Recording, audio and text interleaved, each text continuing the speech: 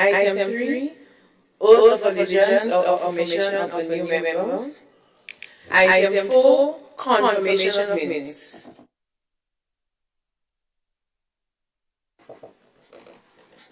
Item 5, messages from the Governor General. Item 6, announcements by Mr. Speaker. Honourable members, I just wish to announce that we will have some absentees with us today. Who attended the excuses on the honourable opposition would not be with us today. Honourable MP for St. Patrick East will not be with us today. And Honourable MP for St. John, they've all tendered their excuse why they can't be here today.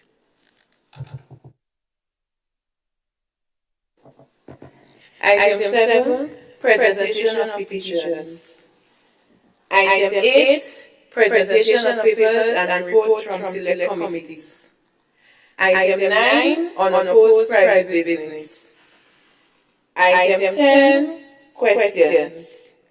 Item 11, urgent questions on the provisions of Standing Order number 20. Item 12, statement by ministers.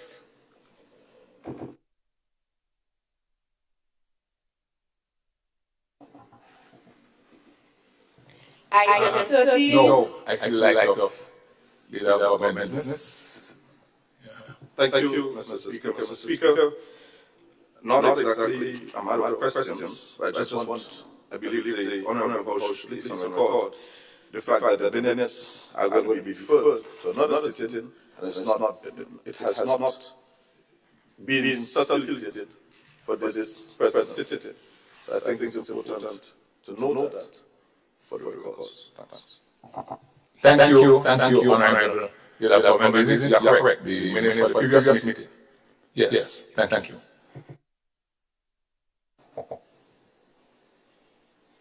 Item 14, motions.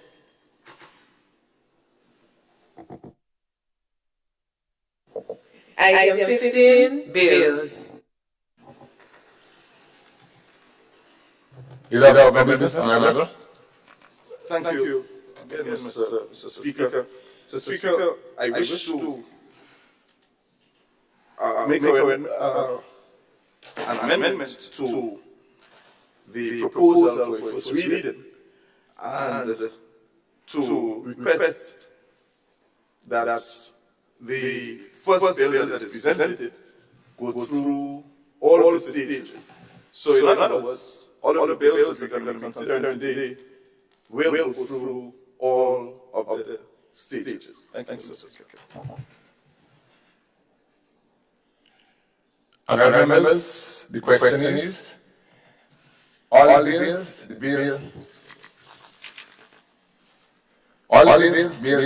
civil aviation amendment, customs amendment, health practitioners, and Eastern Caribbean Central Amendment Bill, all four go through all stages today. All those of your opinion say aye. Aye. Those of your contrary opinion say no. The ayes have it. Indeed, the ayes have it.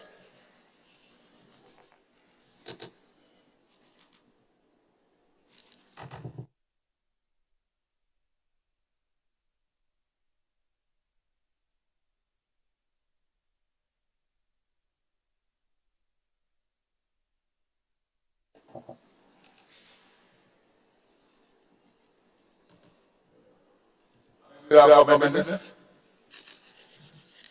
Mr. Speaker, I beg to move the first reading for the bill shortly entitled Civil Aviation Amendment Bill 2022.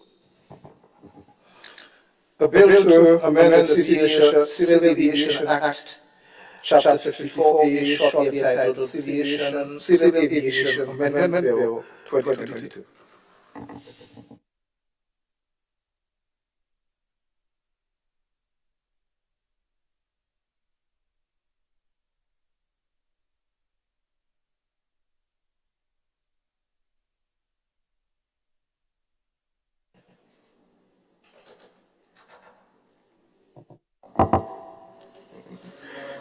Of government business? Mr. Speaker, I beg to move that the relevant standing orders of the House be suspended to enable the bill to go through all of its stages. Honourable members, the question is that the relevant standing order of the House be suspended to enable the bill to be taken through all stages at this sitting. All those who have an opinion say aye. Those who have contrary opinion say no. The ayes have it. Indeed, the ayes have it.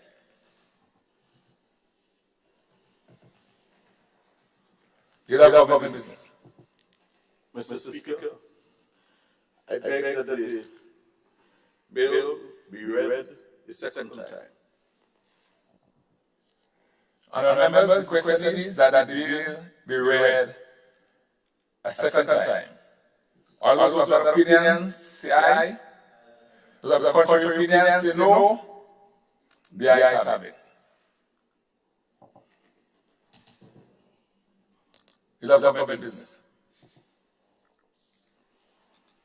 Thank you, Mr. Speaker.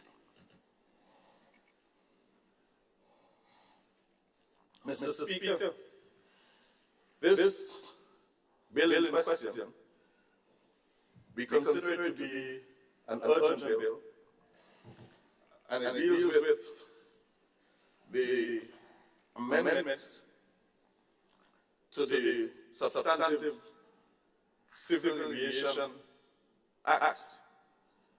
This bill, Mr. Speaker, seeks to amend the Act, Chapter 54A, which is the Principal Act, to facilitate certain recommendations as moved by or as recommended by the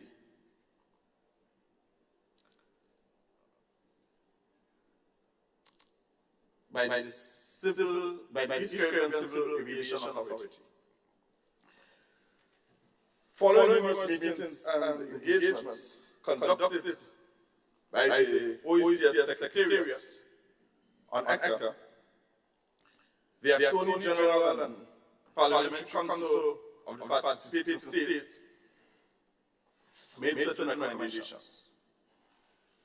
ECA requested that its participating states amend the agreement, the substantive agreement, and domestically amend the civil aviation legislation to correct deficiencies and strengthen the areas of concern. Additionally, Mr. Speaker, the Grenada Bar Association has reviewed the bill and found that it's fine, it's okay. So the rationale surrounding this, Mr. Speaker, is as follows. In 2020, the Federal Aviation Administration of the United States of America, FAA, downgraded the safety rating of the airport as regulated by ECA from Category 1 to Category 2 on the basis of failure to comply with international civil aviation the International Civil Aviation Organization safety standards. Now, these standards are important for us as a small island state, and if we are not able to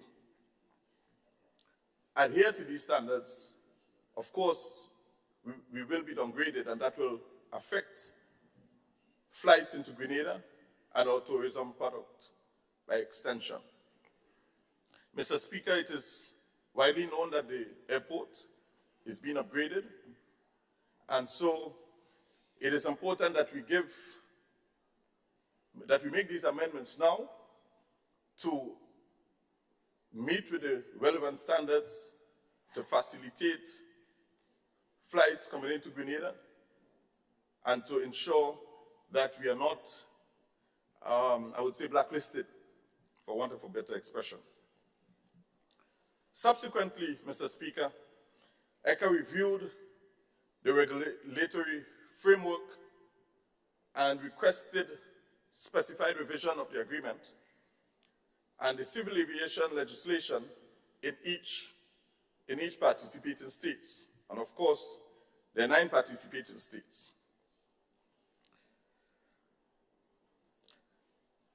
This bill seeks to reflect and implement Grenada's obligation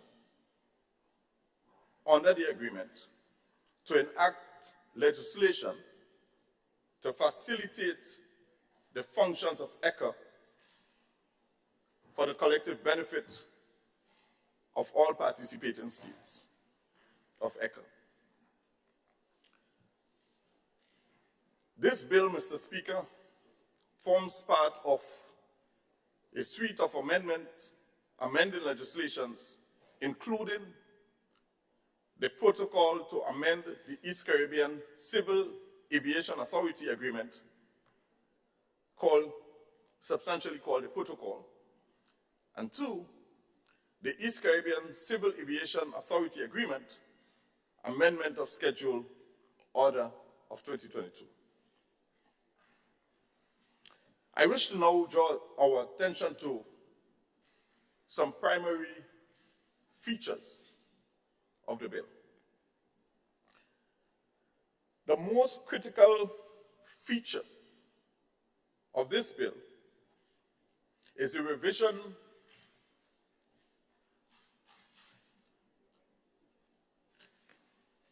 which empowers the Director General of ECA to make regulations in respect of specified matters that the Minister of Civil Aviation is currently empowered to make. The rationale is to ensure that the enactment of harmonized and synchronized regulations that ensure safety and security in respect of civil aviation in each of the participating states. However, this transfer of power from the Minister to the Director General is also accompanied by a parliamentary control mechanism in which every such regulation will be subject to a negative resolution of the House of Representatives. Accordingly, the regulations made by the Director General of ECA must be laid before the House of Representatives, and the House of Representatives in turn has the power to annul the regulations at its next sitting.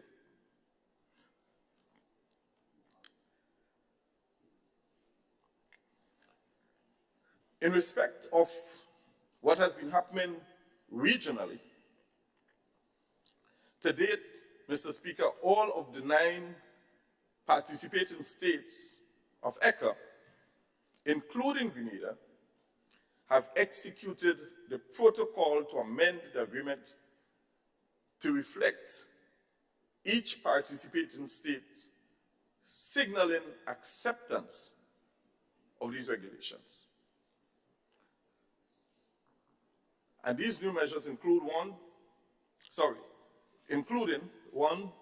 these new measures, and secondly, the obligation to enact the necessary domestic laws to implement these measures. Further, for the records, I wish to state that St. Kitts and Nevis has already enacted the Civil Aviation Amendment Act of 2022, and the other participating states are expected to follow in short order. So Grenada, hopefully, if we can pass this today, will be the second to make good on our pledge to amend legislation in respect of ECA.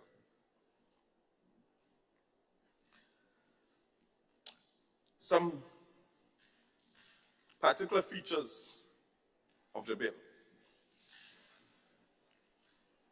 During the engagement with the OECS Secretariat, Grenada identified an additional defect in Section 40 of the civil aviation legislation of all participating states, which is the absence of a stated penalty for an indictable offense.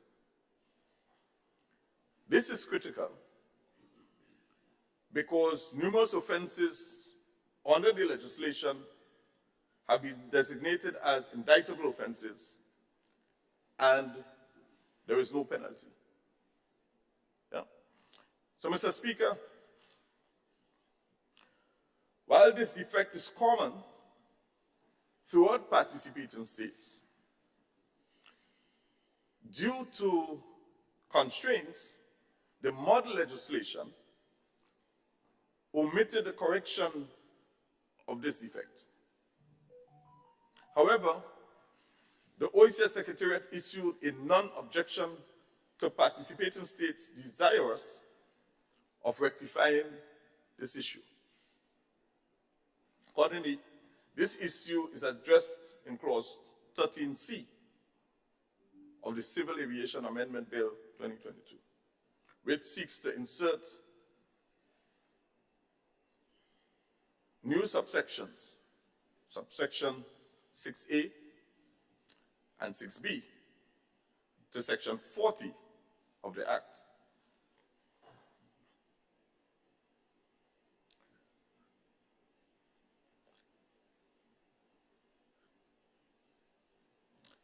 Let me just spend a few moments, Mr. Speaker, to offer some explanation on the clauses.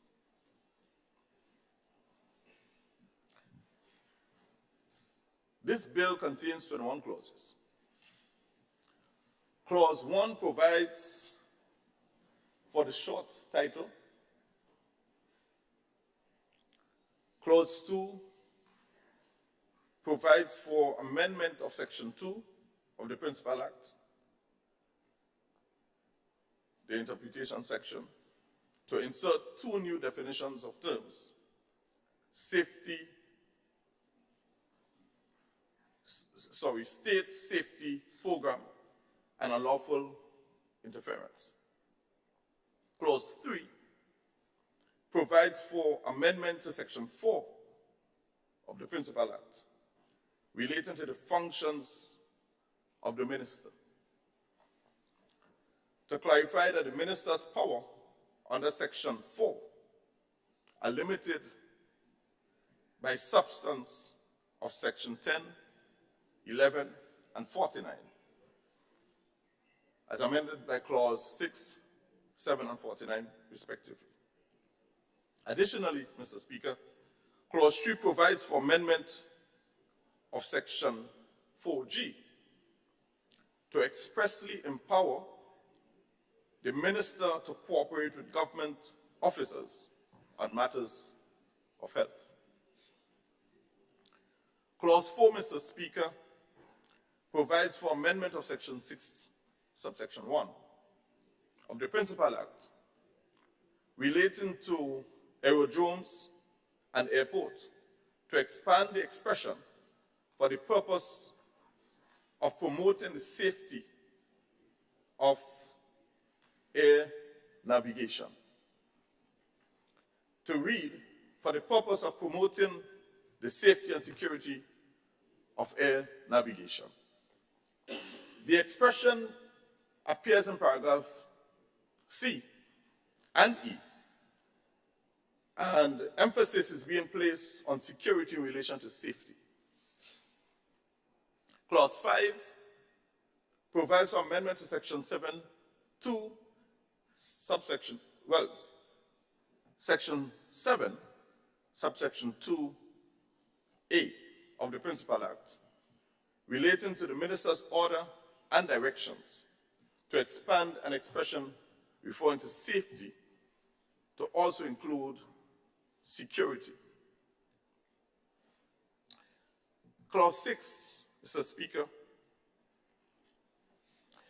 provides for amendment to Section 10 of the Principal Act relating to the appointment of the Director General to amend Section 6 and insert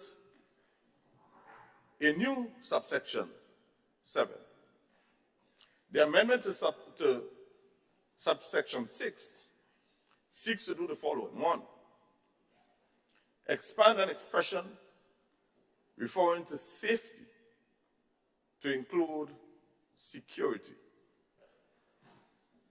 Secondly, repeal paragraph D for consistency with the amendment to subsection 31, to section 31, as amended by clause 9. Thirdly, we revise paragraph G to reflect the revised role of the minister for consistency with section 49 and 53 as amended by clause 15 and 19 respectively. And to insert a new paragraph H, to reflect the Director's General new responsibility to develop a safety program, a state safety program. The new subsection 7 seeks to clarify that the Director General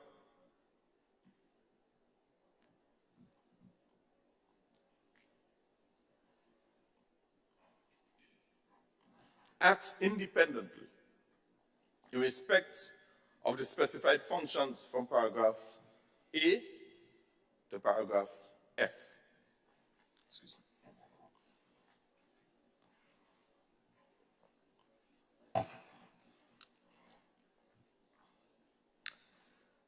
Clause 7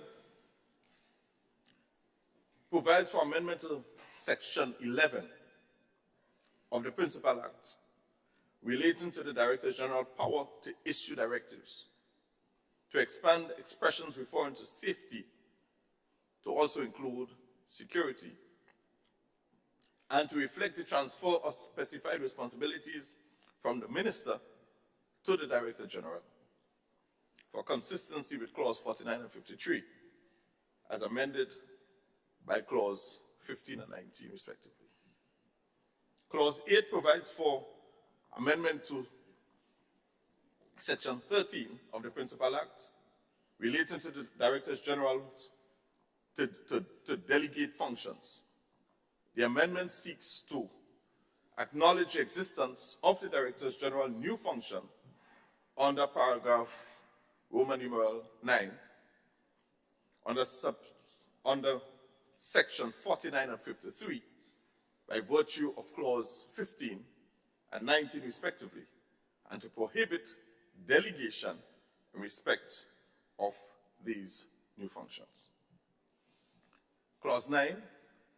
Clause 9 provides for amendment to Section 31 of the Principal Act relating to the appointment of an investigator in charge.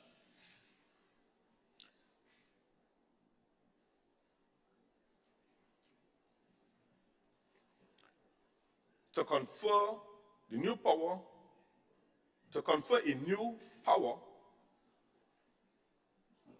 to the minister to delegate responsibility of an investigator in charge to another state or organization. Clause 10 provides for the amendment of Section 32 of the Principal Act relating to the powers of the investigator in charge to conduct investigations, to insert a new subsection 1A with additional specified powers.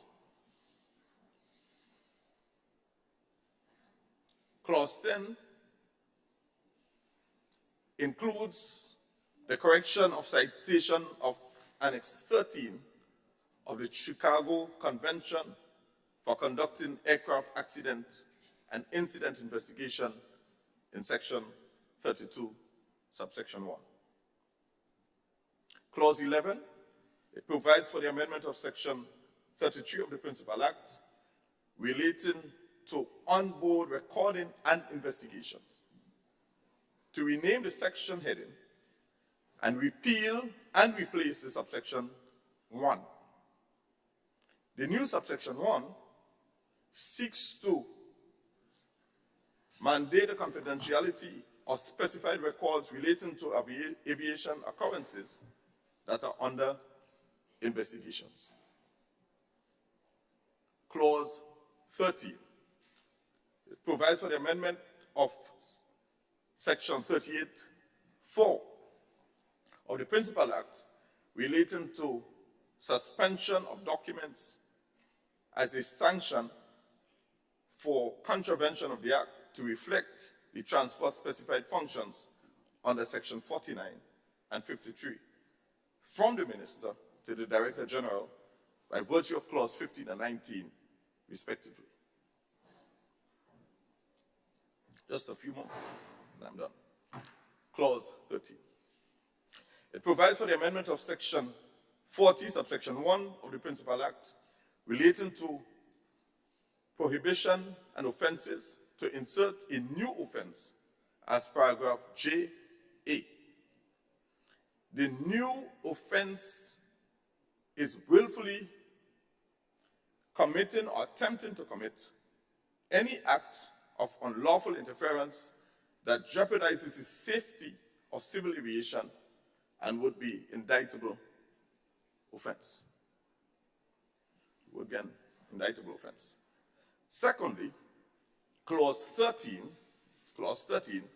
seeks to insert into Section 40 of the Principal Act two new subsections, subsection 6A and 6B, to specify the penalties for contravention of the indictable offenses under the Principal Act, while Section 40, subsection 2A, provides that contravention of paragraph A to L of Section 41 are indictable offenses. No penalty was provided. The new subsection provides for the following maximum penalties. 1, in the case of individuals, $50,000, 5 years imprisonment, or both. In the case of corporations, $150,000. Additionally, Clause 13 seeks to correct a typographical error in Section 42A, where a reference of subsection 1 Roman numeral or 1I should have been referenced to subsection 1L. Clause 14, it provides for the repeal and replacement of Section 46 of the Principal Act to improve the provisions relating to the powers to enter, inspect, seize, and detain to facilitate the monitoring of compliance with the Act. Clause 15 provides for amendment to Section 49 of the Principal Act relating to regulations respecting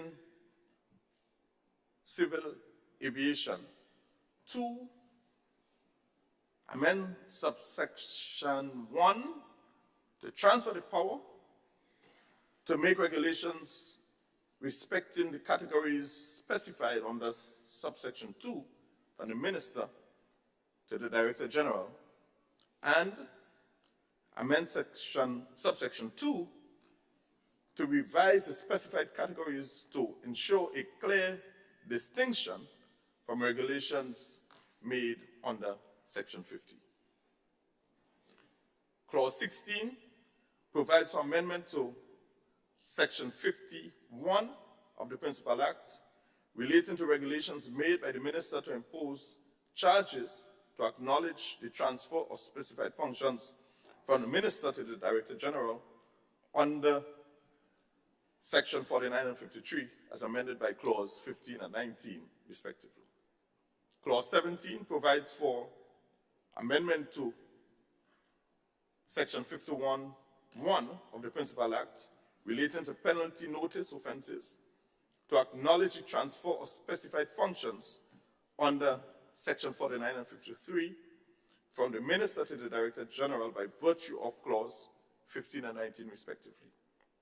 Clause 18, it provides for amendment of Section 52 of the Principal Act relating to regulations made by the Minister for miscellaneous matters to insert new categories for which these regulations may provide.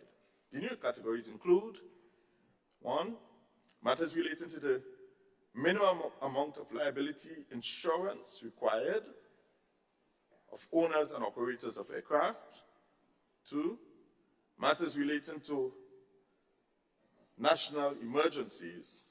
And 3, the issuance and administration of air service licenses and permits to national and foreign operators. Additionally, Clause 18 seeks to insert new subsections 2 and 3, which constitute the substance of Section 54 and 55, except that these regulations making and exempting powers would be transferred from the Minister to the Director General.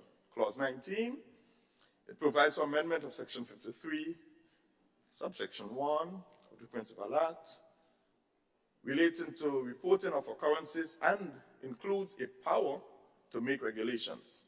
This amendment seeks to transfer this power to make regulations from the Minister to the Director General. Clause 20, it provides for the repeal of Section 54 of the Principal Act in light that the provisions have been revised and repositioned as new subsections 2 and 3 of sections 52 by virtue of Clause 18. And finally, Clause 21 provides for the repeal of Section 55 of the Principal Act in the light that the provisions have been revised and repositioned as new subsections 2 and 3 of Section 52 by virtue of Clause 18. Mr. Speaker, this is a very important bill. You'll recognize that it's something that has to be done a little while now, and as a consequence, Grenada was downgraded from category 1 to 2, and we need to get back there to have business restored as normal. And I now commit this to the House. Thank you. Thank you, Honorable Leader of Government Business. I have not seen any other light. So, oh, sorry. For the consensus and Mark. Thank you, Mr. Speaker. Mr. Speaker, I rise to give my full support to the bill as presented by the Honorable Leader of the Opposition, members for St. George, Southeast. Leader of, sorry, Government Business. Sorry. Yeah. Mr. Speaker, as he ended up by saying, this is a bill that has been long awaited or has been in motion, and I see my dear friend from the legal department, Ms. Bernard. She's smiling because she knows we had a number of meetings, and she was our representative. There was a task force, a committee, to constantly work on the matter to get it resolved. Such was the importance of this matter to the whole ECA, the 9 members of ECA. And through you, Mr. Speaker, she doesn't have a voice here, but I want to compliment her for the work that she would have done. I hope I'm not out of place in this honorable house, but she has given human service in that area and a number of other persons, which I may take the liberty to do afterwards. But Mr. Speaker, the issue of a downgrade is always a very serious one, a very troubling one, and when it concerns airport, which we know has to do a lot with life and safety and issues of security and so on. And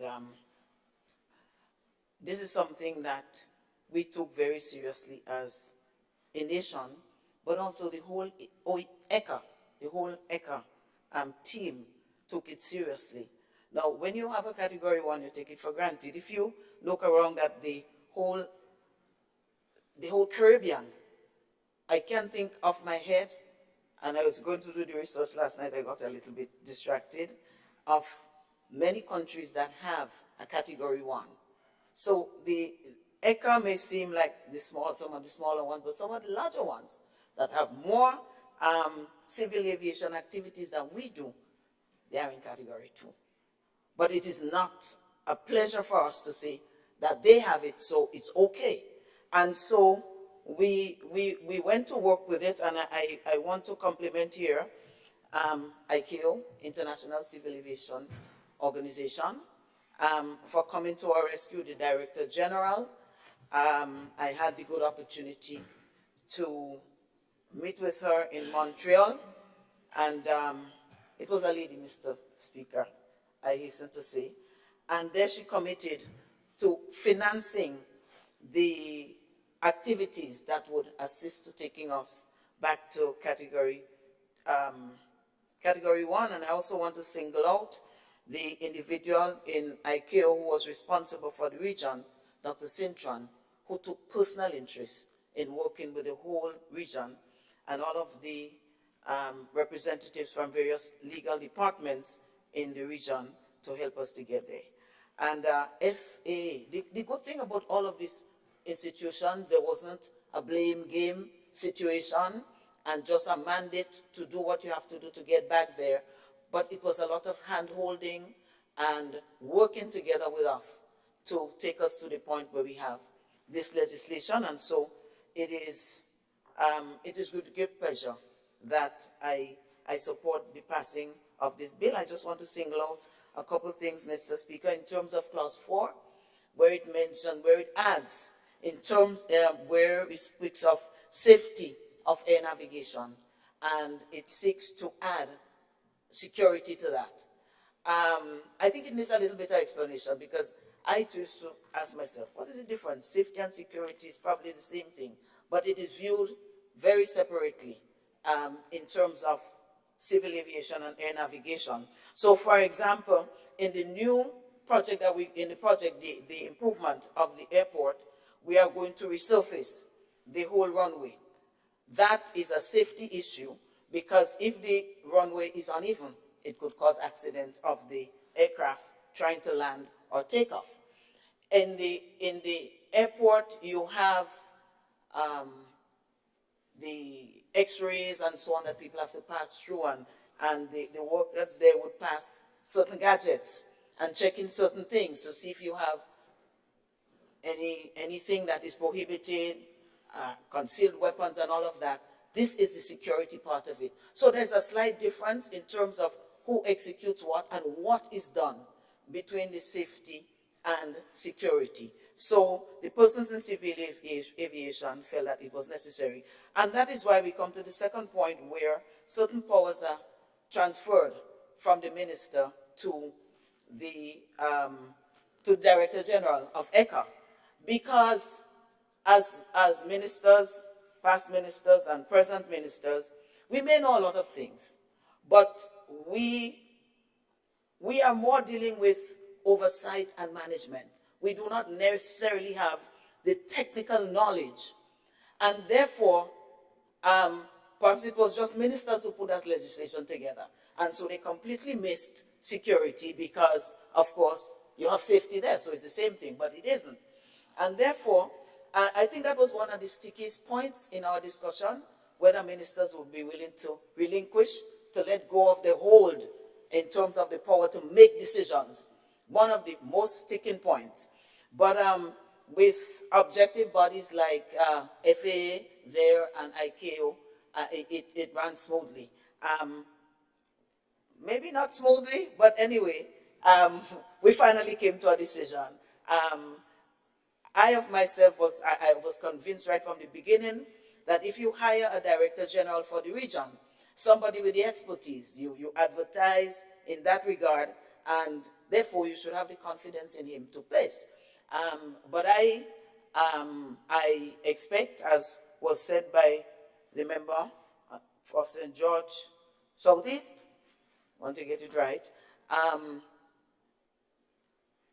before it comes to legislation, it must be discussed. We must know what we're dealing with. It's not because he's the technical person with the expertise that we must accept everything. We have to know that it will not jeopardize our state or country. But I believe that the new Director General, he's relatively new, the Director General, the present one, that he has the competence is very good, and he has demonstrated a zeal, and he has really revived ECA. So compliments there, and I support that. The other, so I mentioned the transfer, and Mr. Speaker, I am happy to see that also there are penalties, and there seems to be an intent to severely punish persons who contravene the law to jeopardize the safety and security of persons, whether they be on an aircraft or whether they be around the vicinity of the aircraft. Or sometimes you don't have to be, sometimes an airplane could be, sometimes it could be in the air and could crash anywhere. So I hope that this will be very seriously monitored and adhered to and enforced. And also issues like liabilities for insurances and so on. Because while if there's an injury or if there's a death, you may not be able to reverse that in any way, but at least some persons will be compensated. And I know in the past that some owners of aircraft got away with that sort of thing, not paying what they had to pay and not observing the rules and the regulations as they were supposed to. So I hope from Grenada side we monitor, and from all the other members, because one of the things that we have to recognize again, if one country fails, all fail. So when they inspect any island, St. Vincent, St. Lucia, and they fail, if it is serious enough, the whole ECA fails. So not only do we have a responsibility for Grenada and Grenadians and visitors to our shores, we have a responsibility to the family, the 9-member families of ECA, and I look forward to this bill being enacted and coming into force in the shortest possible time so that we can regain our Category 1. And again, Mr. Speaker, just in ending, I want to express commendations and serious appreciation, in addition to those I mentioned before, to the team, the staff of MBIA, who were always there unfailingly in the meetings to make their contributions, and also the members of the Ministry of Civil Aviation, especially the Civil Aviation Officer, who made a lot of effort in that regard. And of course, I've already complimented our sister sitting there. Thank you, Mr. Speaker. Thank you, Honorable MP, for the constituency remark. I suppose we can proceed. Oh, sorry, I wasn't seeing your light. Prime Minister. Thank you, Mr. Speaker, and good morning. I too want to lend my support to the bill. I think for the reasons clearly enunciated by the Leader of Government Business and by the Honourable Member for St. Mark, and in particular to recognize the need to have harmonized safety and security protocols throughout the Eastern Caribbean Civil Aviation Authority states to ensure that we do not compromise the rating of our fellow brothers and sisters in the OECS, and that they in turn do not compromise our rating as well. So I think we are all, to a large extent, tourism-dependent territories. We all have significant, large numbers of citizens in the diaspora, and so it's important for us to get back our Category 1 stating, and obviously aircraft safety and security is critical, and we do not want to appear as a soft underbelly for persons who may sometimes not wanting to do us harm, but others harm, but may wish to target the OECS in that regard. So I just wanted to put on record my support for the amendment to the bill. Thank you. Thank you, Honorable Prime Minister. And now I invite Honorable MP for St. Andrews Southwest. Thank you, Mr. Speaker. Mr. Speaker, I also stand in support of the bill as presented by the Leader of Government Business in the House. Mr. Speaker, as you know, tourism is a major industry contributing substantially to our GDP and to foreign exchange earnings. And that as a nation and as a region, we have to take all necessary steps to ensure that that industry is properly run and is properly managed. In that regard, Mr. Speaker, I want to commend the work of our local legal minds in putting this together. And in particular, I also want to make reference to clauses 4, 6, and 7, relative to the importance of safety, and air safety includes security. And of course, that was well explained by the Minister, the member for St. Mark's, and also the importance of giving autonomy and independence to the Director General in the conduct of his duties.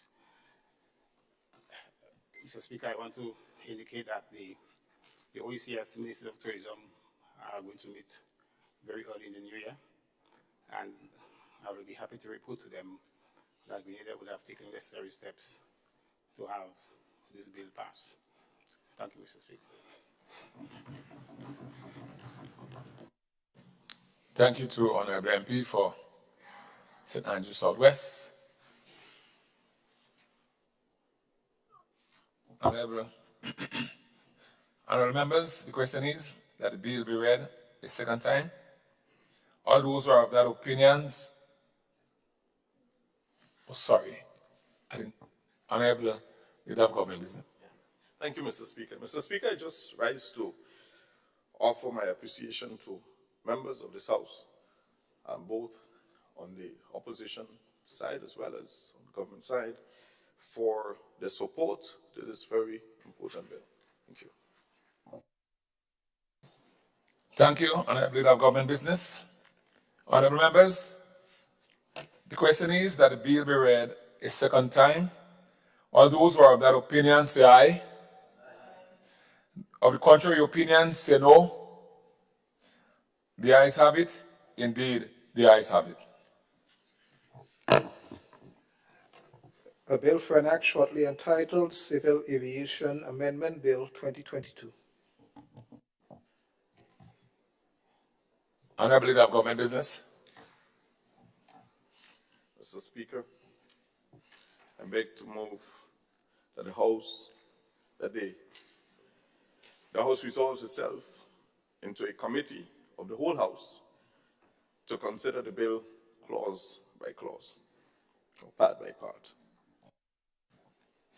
Honorable members, the question is that this Honorable House resolve itself into a committee of the whole House to consider the bill clause by clause or part by part. All those of that opinion say aye. Those of the contrary opinion say no. Indeed, the ayes have it. The ayes have it. This Honorable House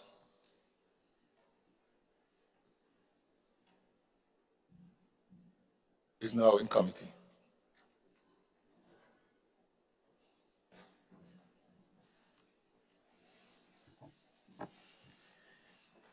Clause 2, Amendment of Section 2 of Principal Act.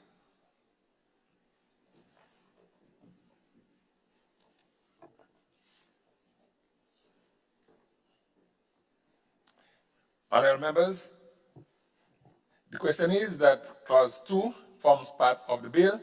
All those of that opinion say aye. Of the contrary opinion say no. Indeed, the ayes have it. Clause 3, Amendment of Section 4 of Principal Act. Honorable members, the question is amendment to Clause 4 forms part of the bill. All those of that opinion say aye. Of the contrary opinion say no. The ayes have it. Clause 4, Amendment of Section 6 of Principal Act. Honorable members, the question is that Clause 4 forms part of the amendment to the bill. All those of that opinion say aye. Of the contrary opinion say no. The ayes have it. Clause 5, Amendment of Section 7 of Principal Act. Honorable members, the question is that Clause 5 forms part of the bill. All those of that opinion say aye. Those of the contrary opinion say no. The ayes have it. Clause 6, Amendment of Section 10 of Principal Act. Honorable members, Clause 6 forms part of the bill. All those who have that opinion say aye. Of the contrary opinion say no. The ayes have it. Clause 7, Amendment of Section 11 of Principal Act. Honorable members, Clause 7 forms part of the bill. All those of that opinion say aye. Of the contrary opinion say no. The ayes have it. Clause 8, Amendment of Section 13 of Principal Act. Honorable members, Clause 8 forms the amendment of principal. Say it again. Clause 8, Amendment of Section 13 of Principal Act. Honorable members, Clause 8 forms part of the amendment of Section 13. All those of that opinion say aye. Those of the contrary opinion say no. The ayes have it.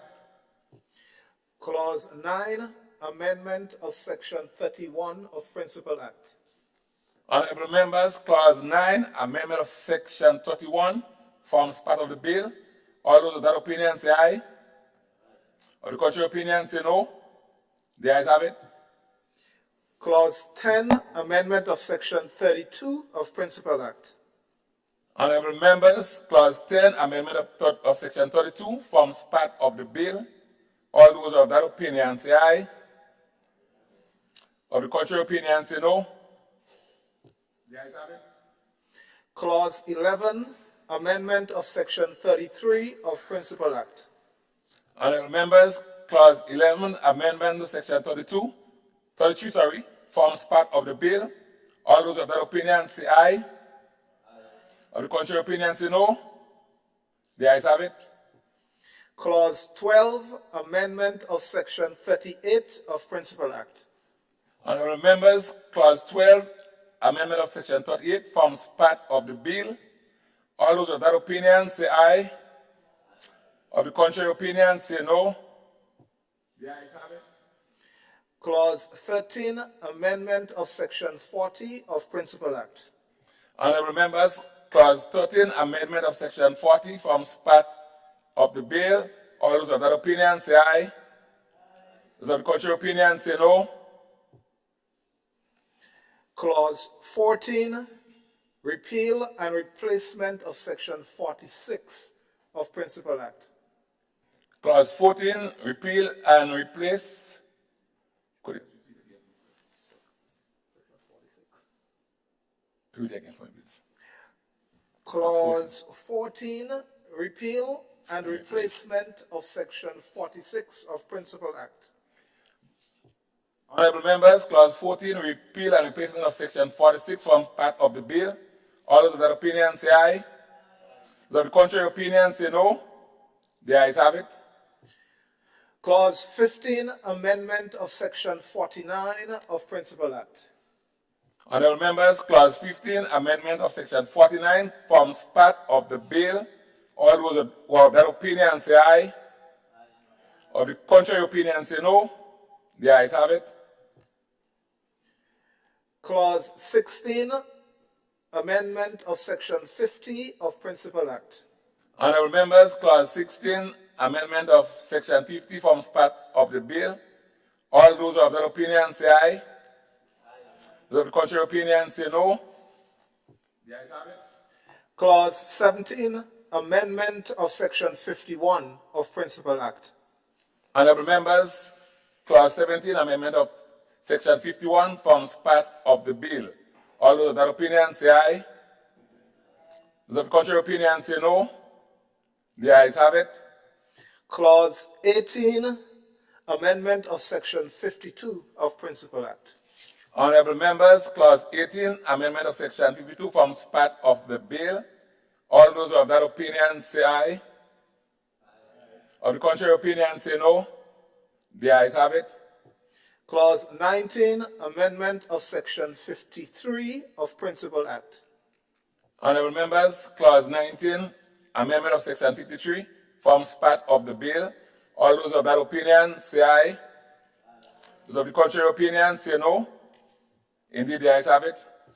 Clause 20, repeal of Section 54 of Principal Act. Honorable members, Clause 20, repeal of Section 54 forms part of the bill. All those of that opinion say aye. Those of the contrary opinion say no. The ayes have it. Clause 21, repeal of Section 55 of Principal Act. Honorable members, Clause 21, repeal of Section 55 forms part of the bill. All those of that opinion say aye. Those of the contrary opinion say no. The ayes have it. Clause 1, short title. Honorable members, Clause 1, the question is that Clause 1, short title, forms part of the bill. All those of that opinion say aye. Those of the contrary opinion say no. The ayes have it. Honorable Leader of Government Business. Mr. Speaker, thank you. I beg to move that the House resumes and that the Chairman reports progress on the bill. Thank you. Honorable members, the question is that the House resumes and the Chairman of the committee report progress on the bill. As many of that opinion say aye. Those of the contrary opinion say no. I think the ayes have it. Indeed, the ayes have it.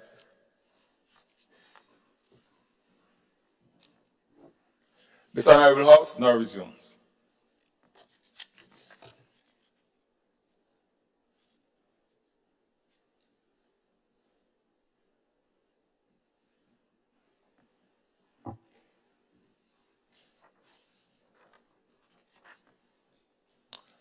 Leader of Government Business.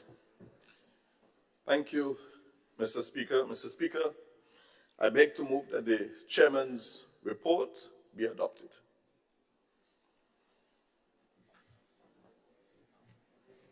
Read for us. Yeah. Honorable Leader of Government Business, I will report and then you move the motion on up, right? Thank you. I have to report, honorable members, that the bill was considered by a committee of the whole House and passed without amendment. Honorable Leader of Government Business. Thank you, Mr. Speaker. Mr. Speaker, I now beg to move that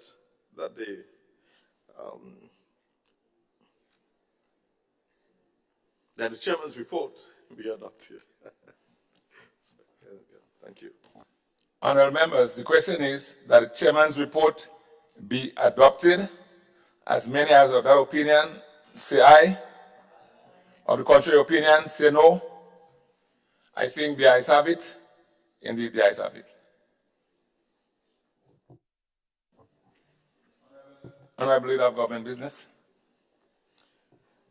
Mr. Speaker, I beg to move for the third reading of the bill. Honorable members, the question is that the bill be read a third time.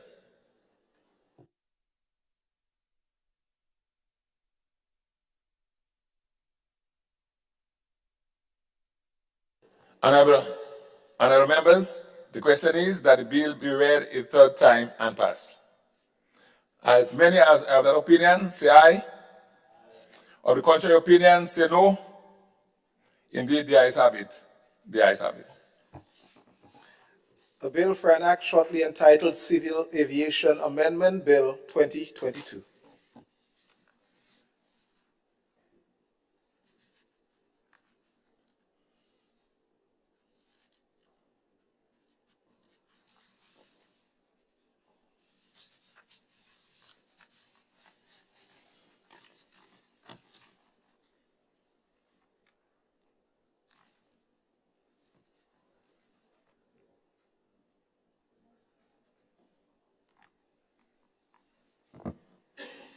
Mr. Speaker, with your leave, I beg to introduce for the first reading a bill for an act shortly entitled the Customs Amendment Bill 2022.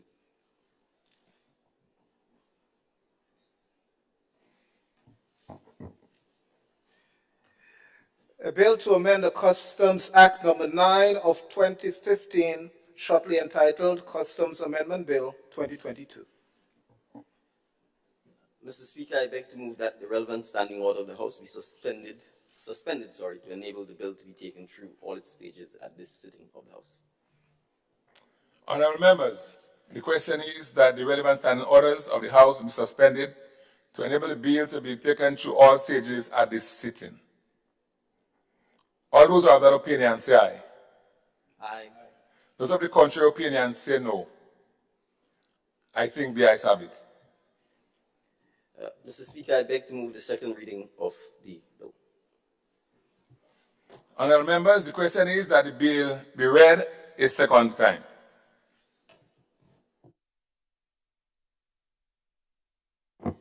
Honorable Prime Minister. Thank you, Mr. Speaker. Mr. Speaker, the bill is a very short one. It's made up of two clauses. Clause 1 is divided into clauses 1 and 2, and there is a clause 2. The clause 1 seeks to provide for the short title of the act, which is a bill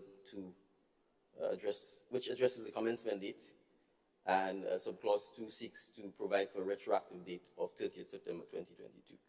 Mr. Speaker, the genesis for the amendment really is to give legal effect to the government's policy and administrative decision to cap the customs freight rate effective as of October 1, 2022 for an initial period of 6 months going to March of 2023 at 2019 levels. And the rationale for doing so, Mr. Speaker, was to assist in addressing the cost of living crisis that the average Grenadian has had to face in the last several years. First, starting with the disruptions caused by the COVID-19 pandemic, which led firstly to a shortage of supplies, and secondly to dramatic increases in the cost of freight, essentially the cost of transporting the goods from the place of origin or place of manufacture to the eventual place of sale, and in the context of us in Grenada to at the St. George's Port and then eventually to the homes and supermarkets of our citizens. And so, Mr. Speaker, we listened to our citizens, we listened to the business community, and this was one of the measures which had been recommended. And the government went along with it for an initial period of 6 months. However, Mr. Speaker, the Customs Act, in its current format, mandates how goods are to be valued for the purposes of charging customs duties. And so Section 78 of the Act is quite specific, and if I may be permitted to refer to it, Mr. Speaker, it makes it very clear that the valuation of goods for the purposes of determining customs duties shall be in accordance with Schedule 2. And Schedule 2 contains very specific provisions that addresses how goods are to be valued. And specifically, Mr. Speaker, when we go to Schedule 2, we would see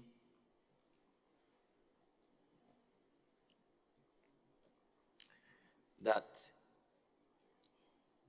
in subclause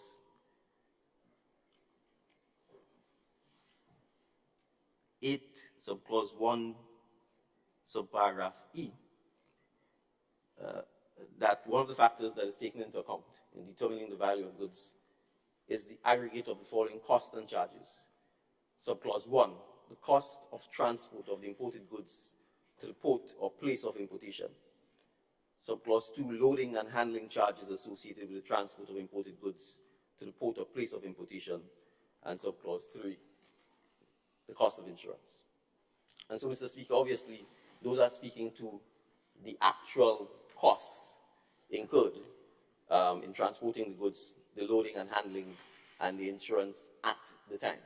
And therefore, if we wish to use costs associated with 2019, the current legislative framework does not permit that, unless, in fact, there is an amendment to the legislation. And so, Mr. Speaker, what the amendment seeks to do in Clause 2 is effectively give the Minister of Finance, subject to negative resolution by Parliament, the power to, in fact, amend the schedule.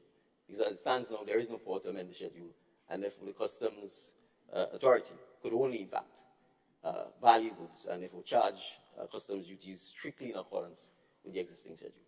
And so the amendment is designed to give, one, the Minister of Finance, the power to, in fact, amend the schedule, so that, and not just for this particular instance, but should the need arise again to address customs duties as a result of market conditions, as a result of continued crises that may lead to increases in generally the cost of goods, that the Minister of Finance is able to do so by having the power, subject, as I said, to a negative resolution by Parliament, to amend the schedule.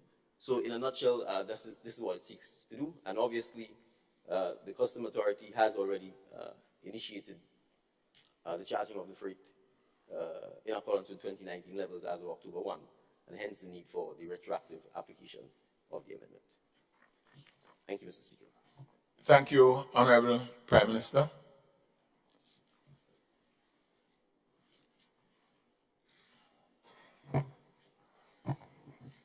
Honorable MP for St. Andrew Southeast. Thank you, Mr. Speaker. Mr. Speaker, I rise with regards to the motion before us, and particularly the decision that was taken. Not at this stage because it's retroactive. We're going to correct something that was done before. But I wondered initially, and the member for St. David's would have mentioned also, that the decision was taken considering the cost of living. And one of the things that came through my mind when the announcement was initially made was whether or not there was some sort of analysis that would have shown that that particular decision would impact the cost of living or reduce the cost of living. Mr. Speaker, from conversations with several business persons, they were not seeing how that particular action at the time was going to result in a reduction of goods for the consumer. And well, of course, the consumers, in my opinion, that is not something that would have directly impacted or benefited them at the time. So, Mr. Speaker, that concerns me as to whether or not that particular action would have benefited the consumer or the business person, right? And of course, reference was made to that as a relief measure when it comes to cost of living. So that concerns me as to whether that objective was met. But the second concern, which still arises from that analysis, is whether or not an analysis was done to determine that there is a need for the current change that we are going to make. As a matter of fact, if you look at the Public Finance Management Act, it requires an analysis, and I was expecting in the presentation, maybe we would hear something like, this is what we are going to forego, right? These are the benefits that are likely to happen for our consumers, for our businessmen. Something a little more detailed coming from Ministry of Finance, as in a detailed assessment of the decision. Because of course, you're quite aware, Mr. Speaker, that a decision like this would have implications or fiscal situation. Now we're removing the powers from the Parliament, and we are giving that to the Minister to make decisions as to whether or not those changes are made at any time. And I was expecting a little more in-depth presentation coming from Finance, from an analysis perspective. How do we actually explain the benefits, the impact? What are we likely to lose? Projections as it relates to this particular action, which I consider to be a very serious one, mindful of all of the concerns we have with regards to threats that are out there, possible decline in terms of our fiscal situation. We want to know exactly what are we to expect as a result of a decision. What are the implications of a decision like this? Thank you, Honorable MP, for St. Andrews Southeast. Honorable MP for the constituency of St. Mark. Thank you, Mr. Speaker. Mr. Speaker, personally, MP for St. Andrews Southeast. All right, go ahead, Honorable. Personally, I would welcome and support any measure that would ease the financial burden, the financial distress that our nation is going through at this time. It may not be everybody, but I think the numbers are significant enough for it to be of concern. And, you know, it is good that the government is taking this measure.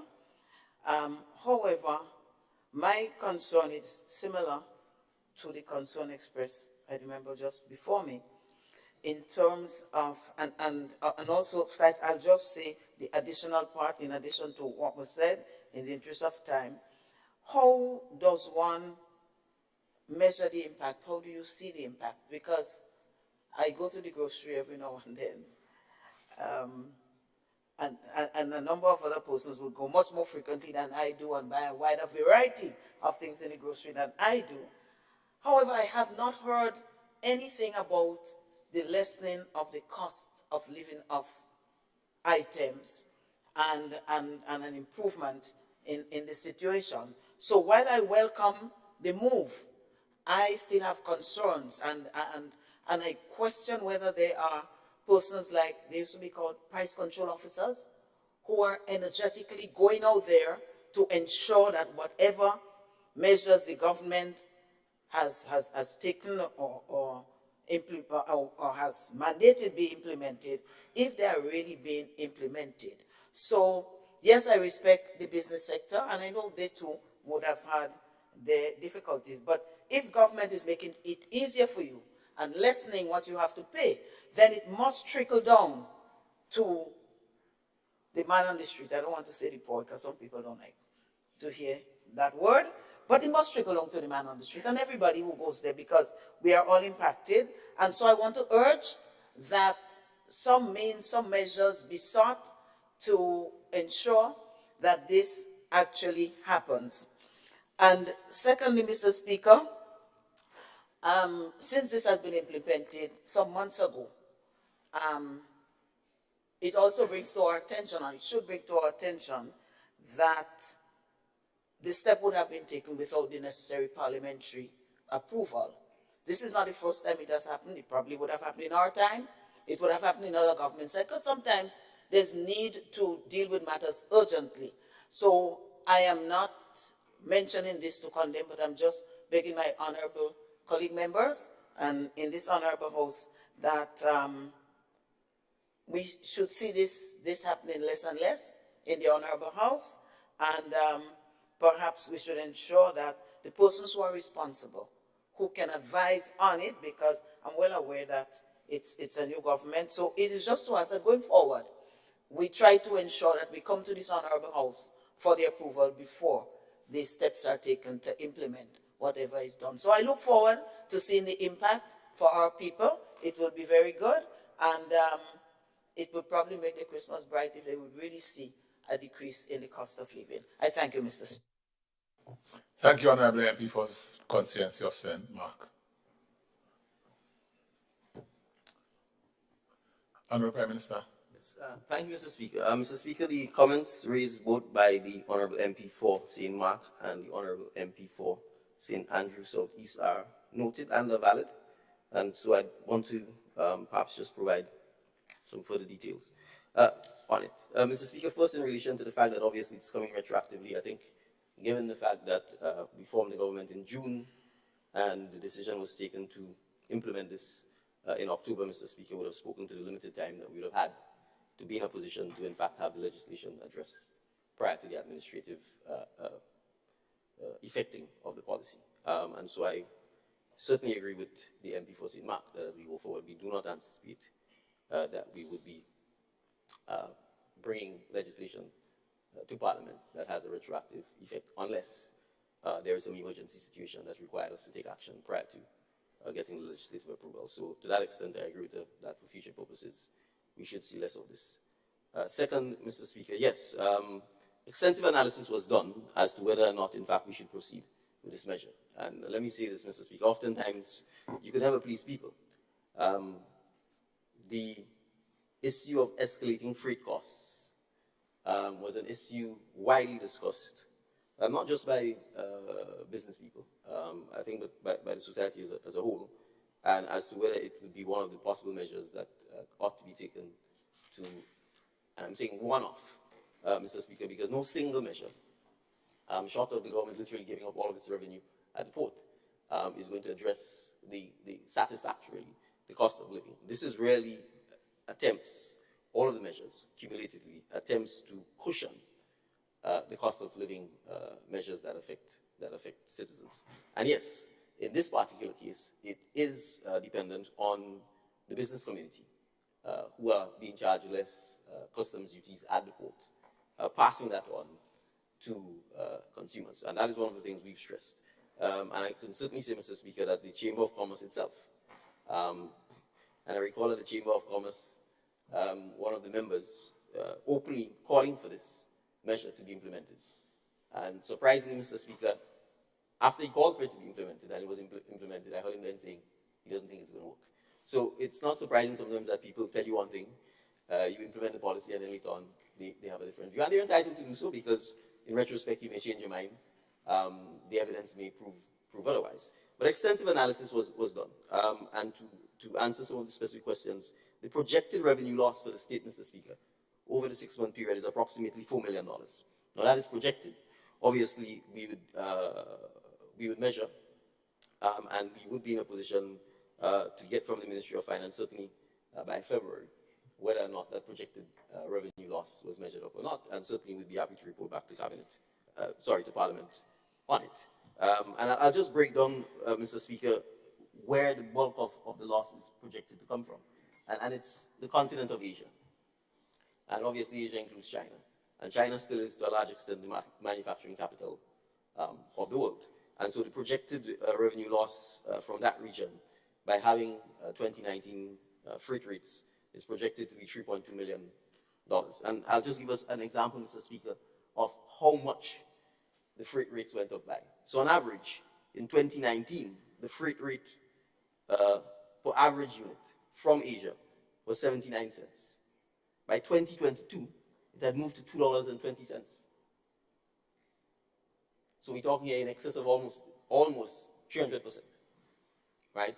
And so that would have told you, it would have had a number of things. One, it would have been a lot more costly to import goods. And so the natural thing is that less goods would be imported.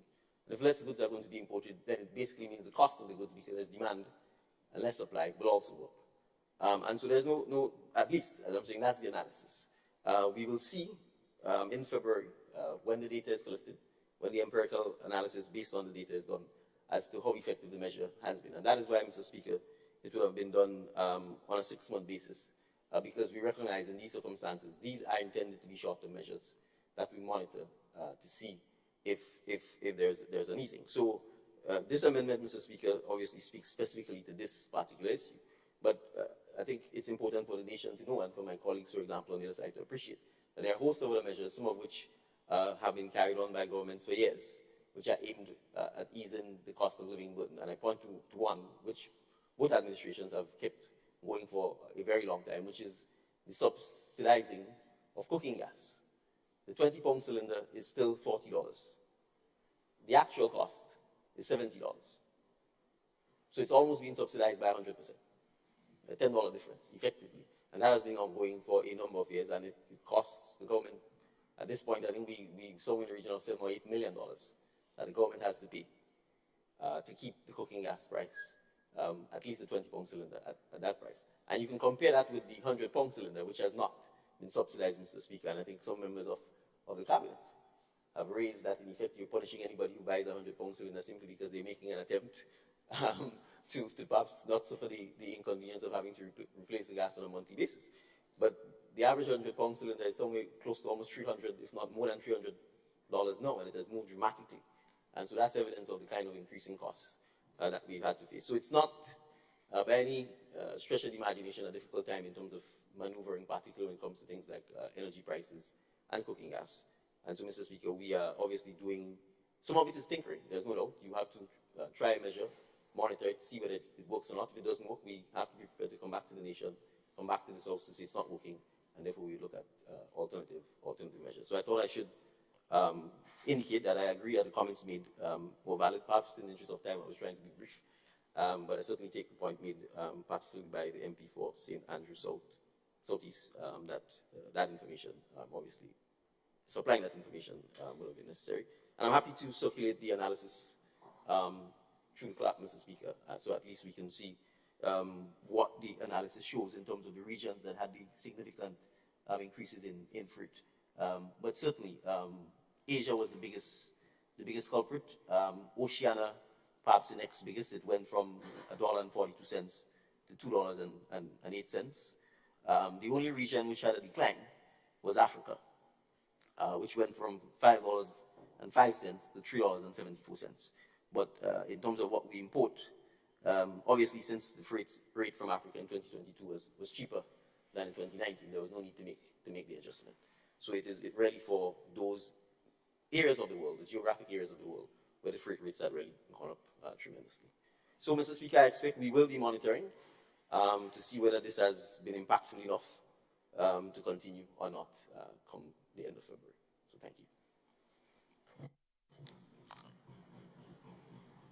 Thank you, Honorable Prime Minister. Honorable members, the question is that the bill be read a second time. All those who have that opinion say aye. Of the contrary opinion say no. Indeed, the ayes have it. The ayes have it. A bill for an act shortly entitled Customs Amendment Act 2022. Mr. Speaker, I beg to move that the House resolves itself into a committee of the whole House to consider the bill clause by clause.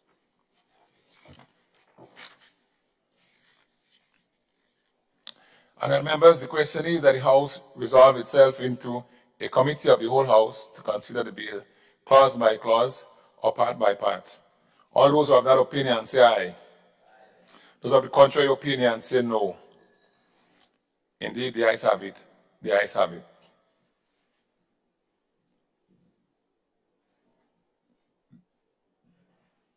This Honourable House is now in committee.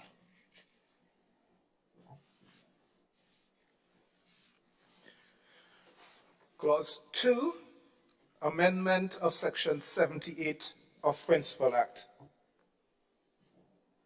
Honorable members, the question is that Clause 2, amendment of Section 78 forms part of the bill. All those of that opinion say aye. Aye. Those of the contrary opinion say no. The ayes have it. Clause 1, short title and commencement. Honorable members, the question is Clause 1, short title and commencement forms part of the bill. All those who are of that opinion say aye. Aye. Those of the contrary opinion say no. The ayes have it. PM.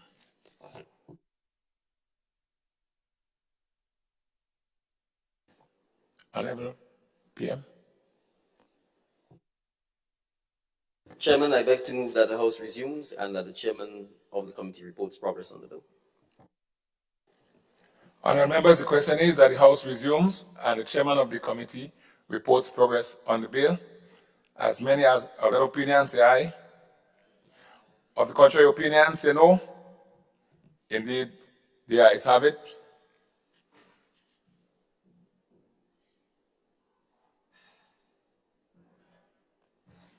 Honorable members, this House resumes.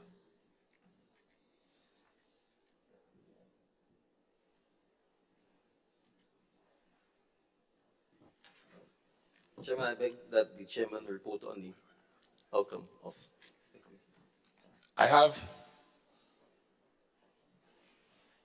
I have to report that the bill was considered by a committee of the whole House and passed without amendment. I beg to move that the chairman's report be adopted. Honorable members, the question is that the chairman's report be adopted. As many as of that opinion say aye. Aye. Of the contrary opinion say no. Indeed, the ayes have it. The ayes have it.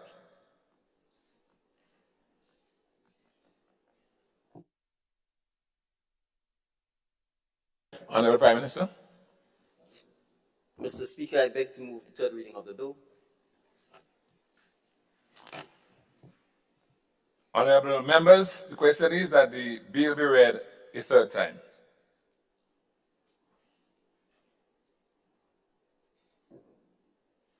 Honorable members, the question is that the bill be read a third time and passed.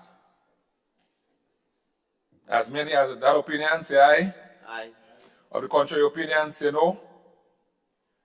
I think the ayes have it. The ayes have it. A bill for an act shortly entitled Customs Amendment Bill 2022. Mr. Speaker, I just wish to express my thanks to the honourable members of the House for support for the passage of the bill, and to indicate I will send shortly by email to the clerk for circulating to the members the analysis as it relates to the likely revenue impacts on the government by the measure. Thank you. Thank you, Honorable Prime Minister.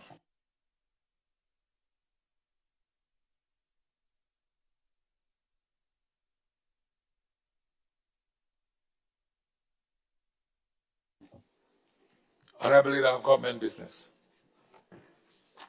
Mr. Speaker, I beg to move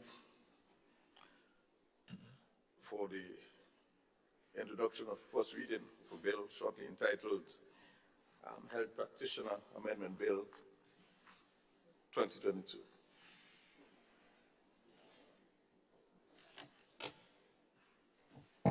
A bill for an act shortly entitled A Bill to Amend the Health Practitioners Act Cap 132A, shortly entitled Health Practitioners Amendment Bill 2022. Leader of Government Business. Thank you, Mr. Speaker. Mr. Speaker, we consider this a very important bill because it addresses certain deficiencies in the health practitioners' environment. We want to ensure that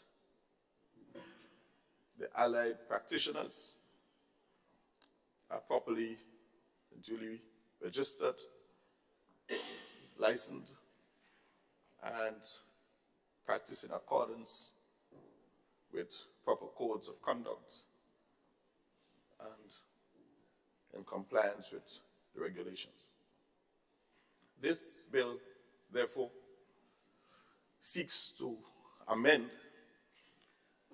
the Health Practitioners Act, Chapter 132A, the Principal Act. Honorable Leader of Government Business, may I interrupt you? You didn't want to move the suspension of the standing orders. Sorry, Mr. Speaker, my apology. With practice, I'll get it right.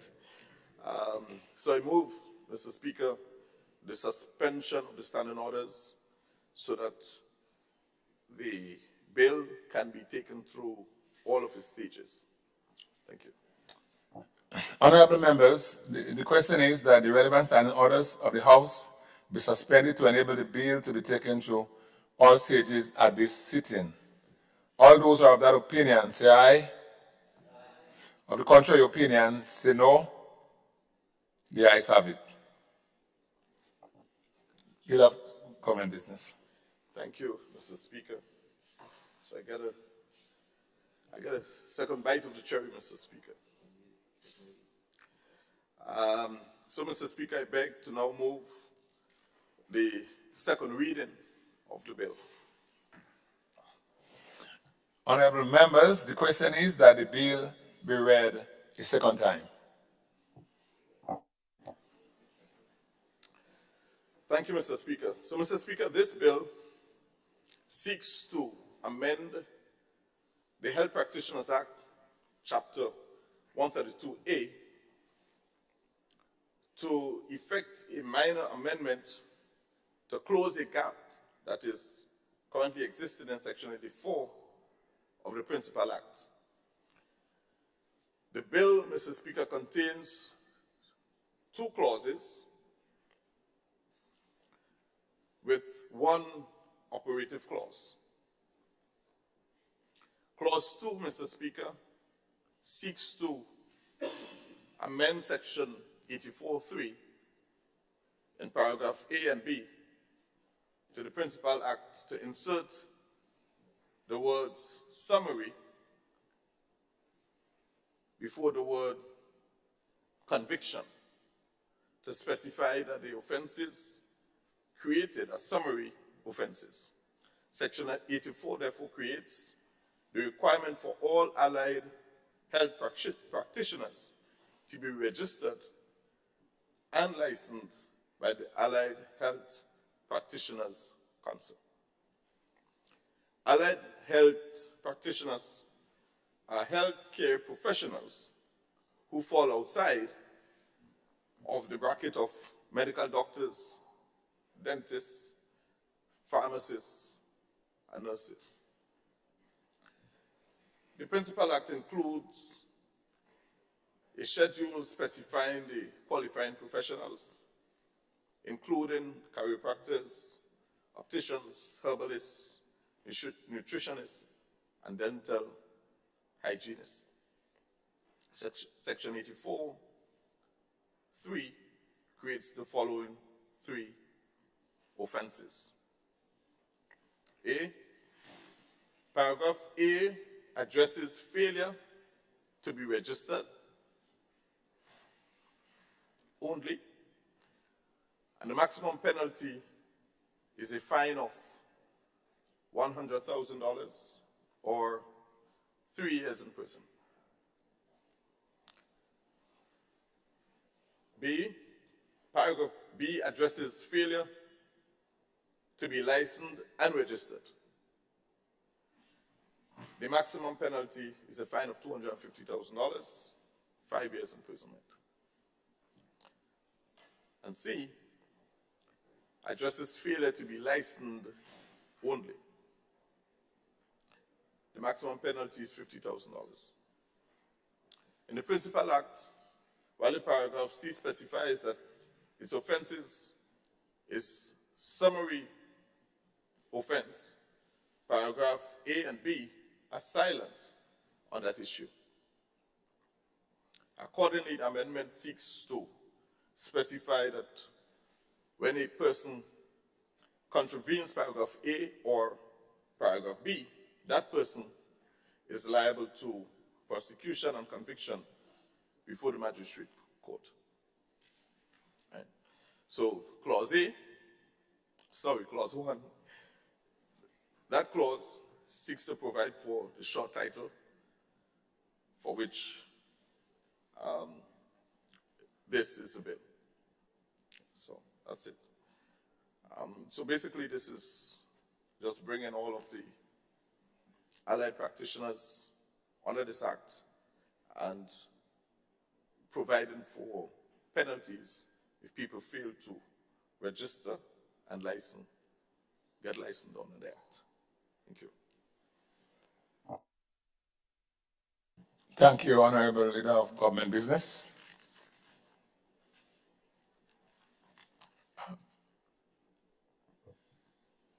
Honorable MP for the constituency of St. Mark. Thank you, Mr. Speaker. Mr. Speaker, let's just be thought that I don't know if we're going to have anything today to drink, but let's be thought that I have had anything to drink to say, to be compliant or to agree, to be agreeable. As you notice, I'm being very agreeable and very supportive, and I'm even asking myself what is it now. So I haven't had anything. As a matter of fact, I haven't even had breakfast. So, but when something is worth supporting, then we must support. And when it has to be opposed, then we do. And again, I rise in support of my honorable colleague on the other side, the Leader of Government Business and member for St. George Southeast. Again, this is a bill that my former colleague members on our side would have worked on with technical persons, seeing the importance and the value of taking such a step to ensure the safety of our people. Mr. Speaker, it is no secret that health is something that everybody seeks, everybody aspires, everybody will do pretty much anything to ensure that they have. And so it makes us all, some more than others, very, very extremely vulnerable to unsuspecting predators who might come pretending to have certain qualifications and certain things and could easily take advantage of our citizens. And therefore, I applaud the government side for bringing this bill to this House, but I'm looking for credit, Mr. Speaker. I know it was spoken about the other day. I'm begging for credit, because credit must be given where credit is due also. And so it is not new, but it is good to see that the government is taking it to the next step, that we weren't able to for whatever reason, and therefore it behooves us to give support to this. Mr. Speaker, persons must be made accountable, and persons there must be guidelines, there must be regulations, there must be rules, there must be laws that govern the practice of certain things and how persons exercise certain professions, or I put it in inverted commas because sometimes they're not even professionals. We've heard about horror stories of persons pretending to be physicians when they're not, and nurses and all kinds of things. I don't know of any in Grenada. Yeah, I heard about one, a nice short little gentleman. I heard about one. I don't know if there are many. But just recently I was looking at a horror story of a gentleman who was a pharmacist, and he was expelled from the fraternity because of malpractice within. And he used his knowledge of medicine to act as a physician. And he was an actor in one of the, the sitcoms as a doctor. So you learn certain things. You have in those sitcoms where the person is a physician or any kind of profession, they have professionals teaching them what to say, how to say it, how to do. And so, you know, if somebody could pretend to be a doctor for years and not be found out, then imagine for other simpler allied professions that bring relief to people, and the same way bring comfort to persons, but could be a comfort to a very unsuspecting victim. So, Mr. Speaker, I support this. I am glad that it is coming now. And always, I want to encourage vigilance. Because it's one thing to have law and legislation. But the number of space in the prison is limited. And therefore, we have to be vigilant by the time they open office to ensure that these people are. And if we put stiff penalties and we go to the max, I am asking for the max because always I see the maximum penalty.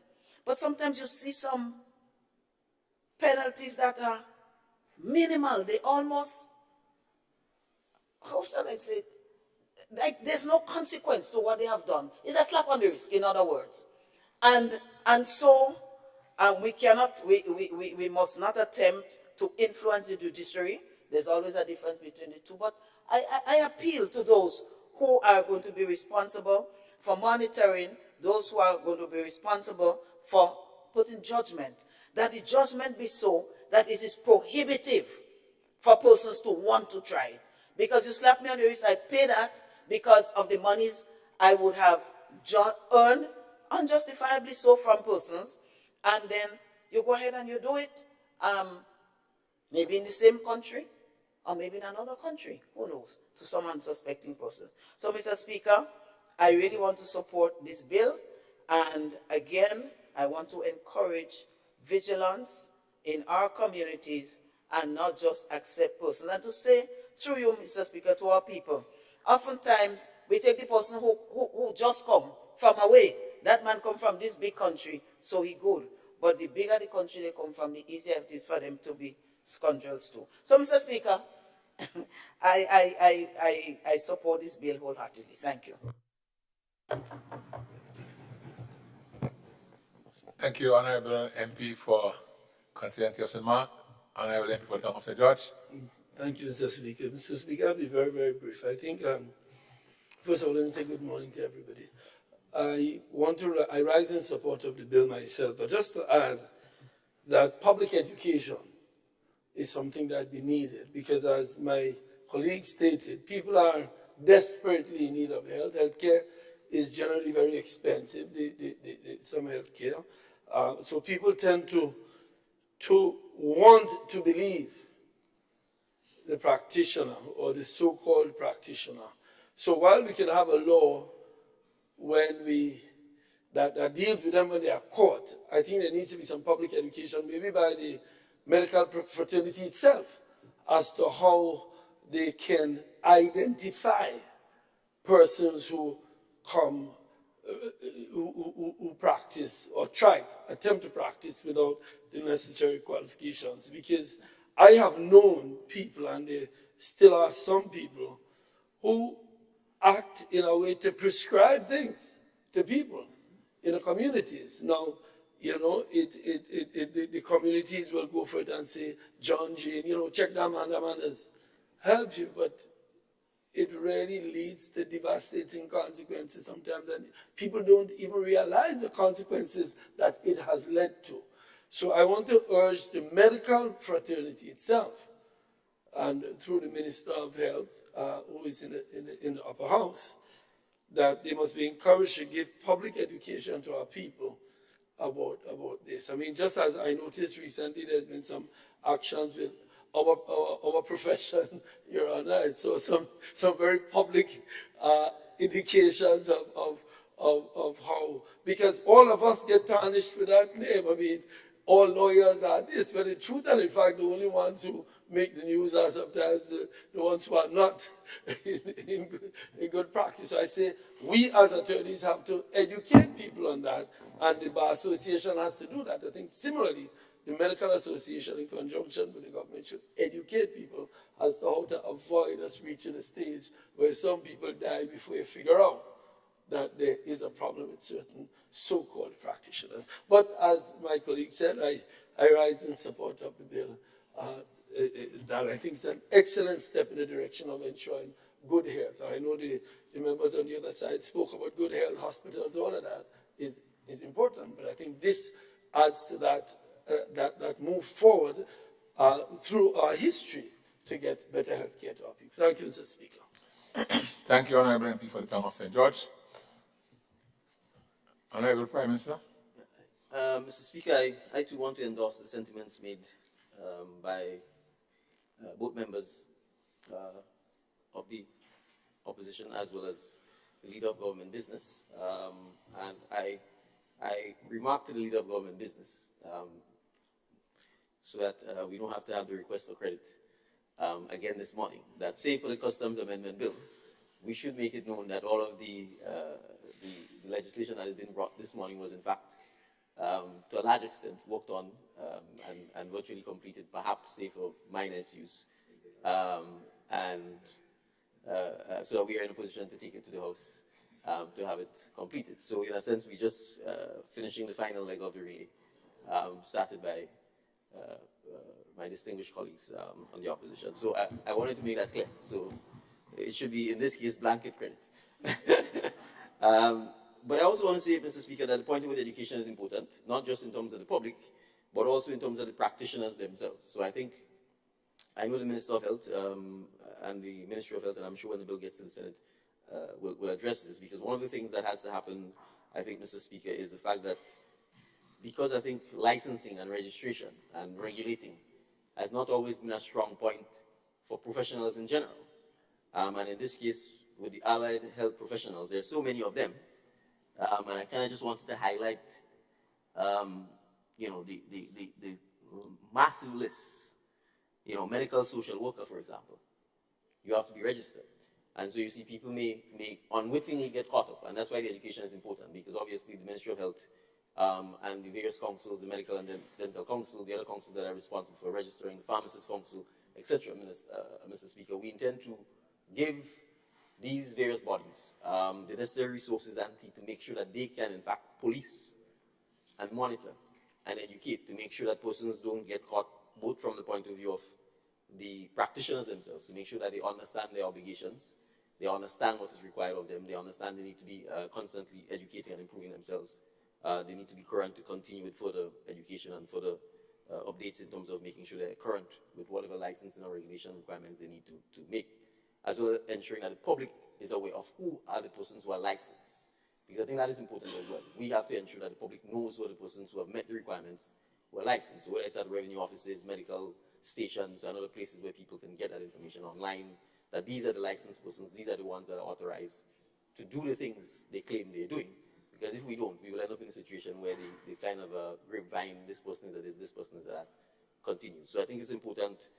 It's a very extensive list. I mean, reflexologists, physiotherapists, speech therapists, masseuse, nutritionists, laboratory technicians, x-ray technicians, sonographers, venipuncturists, audiometrists. Some of them I'm not even sure if I know what the actual technical descriptions are. But I think it's important that these things are put out there, that these persons are given the opportunity to come forward, get registered, be educated as to the regulatory requirements, so that going forward they can comply voluntarily, rather than having to get to the point where you're facing a potential conviction by the courts. So I just wanted to add that as my contribution, and I obviously support the passage of the bill. Thank you. All right, thank you, Honorable Prime Minister. Honorable members, the question is that the bill be read a second time. All those who have that opinion say aye. Those of the contrary opinion say no. I think the ayes have it. The ayes have it. The bill for an act shortly entitled Health Practitioners Amendment Bill 2022. Leader of Government Business.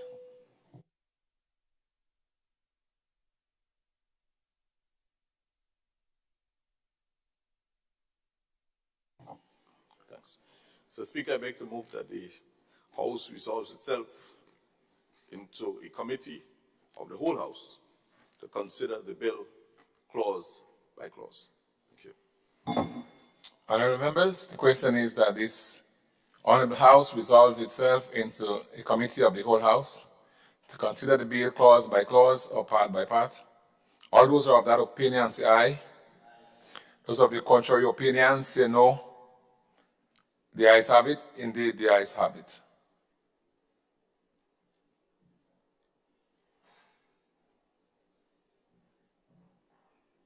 This Honourable House is now in committee.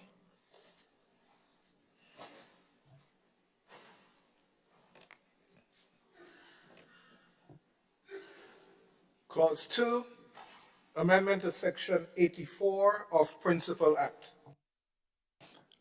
Honourable members, the question is that Clause 2, amendment to Section 84, forms part of the bill. All those of that opinion say aye. Those of the contrary opinion say no. The ayes have it. Indeed, the ayes have it. Clause 1, short title. Honourable members, Clause 1, short title, forms part of the bill. All those who are of that opinion say aye. Those of the contrary opinion say no. Indeed, the ayes have it. Honourable Leader of Government Business. Thank you, Mr. Speaker. Mr. Speaker, I now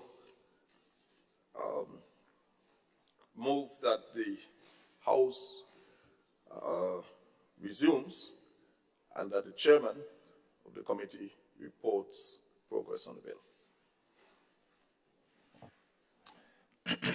Honourable members, the question is that the House resumes and the chairman of the committee reports progress on the bill. As many as are of that opinion say aye.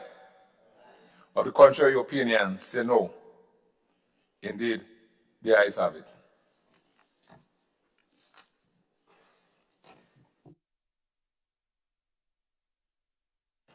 Honourable members, this Honourable House resumes.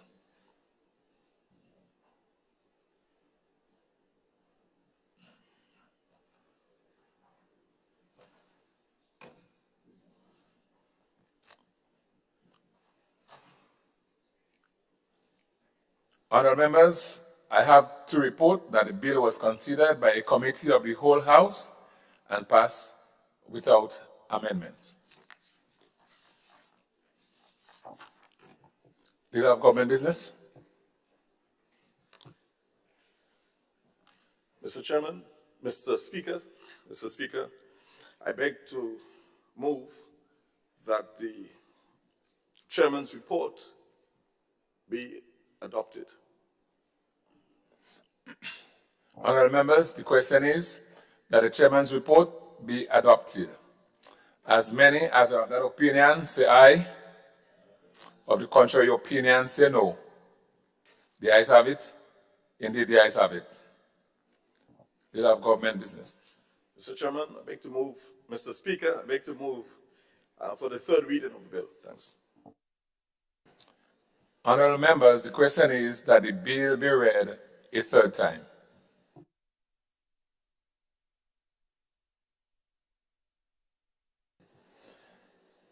Honourable members, the question is that the bill be read a third time and passed. As many as are of that opinion say aye. Of the contrary opinion say no. Indeed, the ayes have it. The ayes have it. The bill for an act shortly entitled Health Practitioners Amendment Bill 2022. Honourable Leader of Government Business. Mr. Speaker, I wish to express my appreciation to members of the House for their contribution to the discussion on this bill. We've gotten some very good recommendations, especially as it relates to the education of the public that this now is something that they need to do. They need to be registered and licensed, and that there are penalties associated with non-compliance. And I believe it's something that we must take on board very seriously, because we would not want to see people get in conflict with the law simply because they are unaware of these amendments. And so I just want to say thanks for the recommendation, and I too want to express my appreciation to the past government and now the opposition for their work in making these amendments. And so it makes our work easy to just finalize and present to this honorable House. So I too want to offer some credit, and I guess having done so, I guess during the Christmas season, we'll be able to contact our relatives quite frequently without worrying about running out of credit. So, so I offer credit to the opposition. Thank you. Thank you, Mr. Speaker.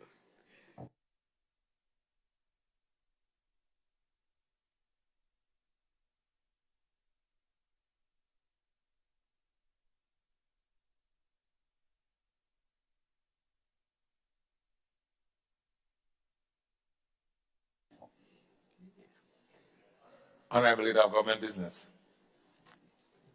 Mr. Speaker. Mr. Speaker, right. Mr. Speaker, I beg to introduce for the first reading a bill shortly entitled East Caribbean Central Bank Amendment Bill 2022.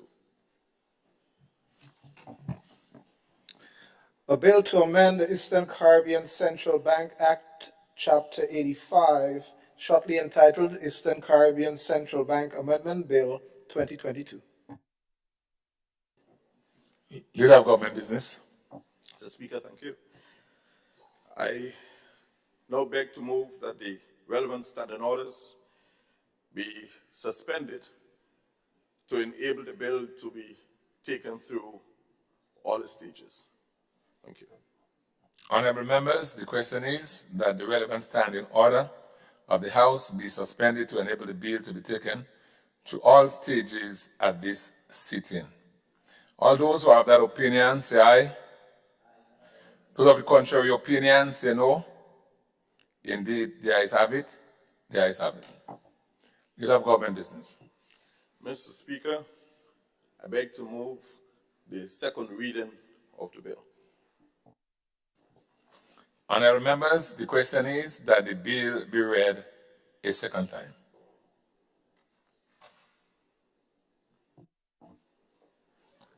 Leader of Government Business.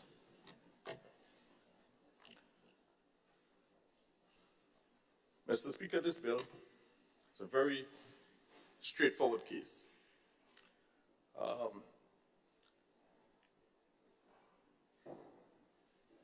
It seeks to amend clause 1 and 2, with one clause being an operative clause.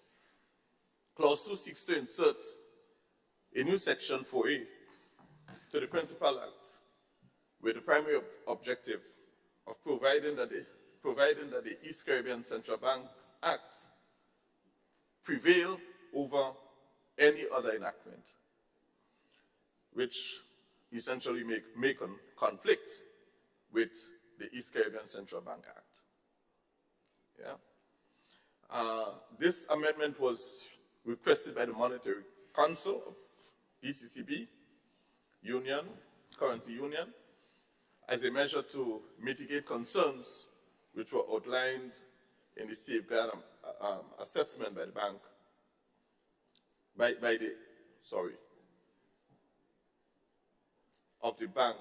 by the International Monetary Fund in 2012.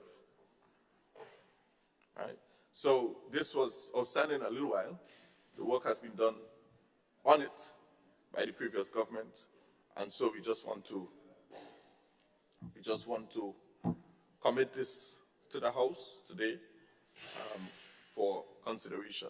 Just give supremacy of the ECCB Bank Act over any other possible enactment that may arise. ECCB being the central bank that basically governs or regulates all of the banks in the currency union. So I believe this is very important for us, and again, recommended by the IMF. So I think it's something that can be easily supported as the other bills. Thank you. Thank you, Leader of Government Business.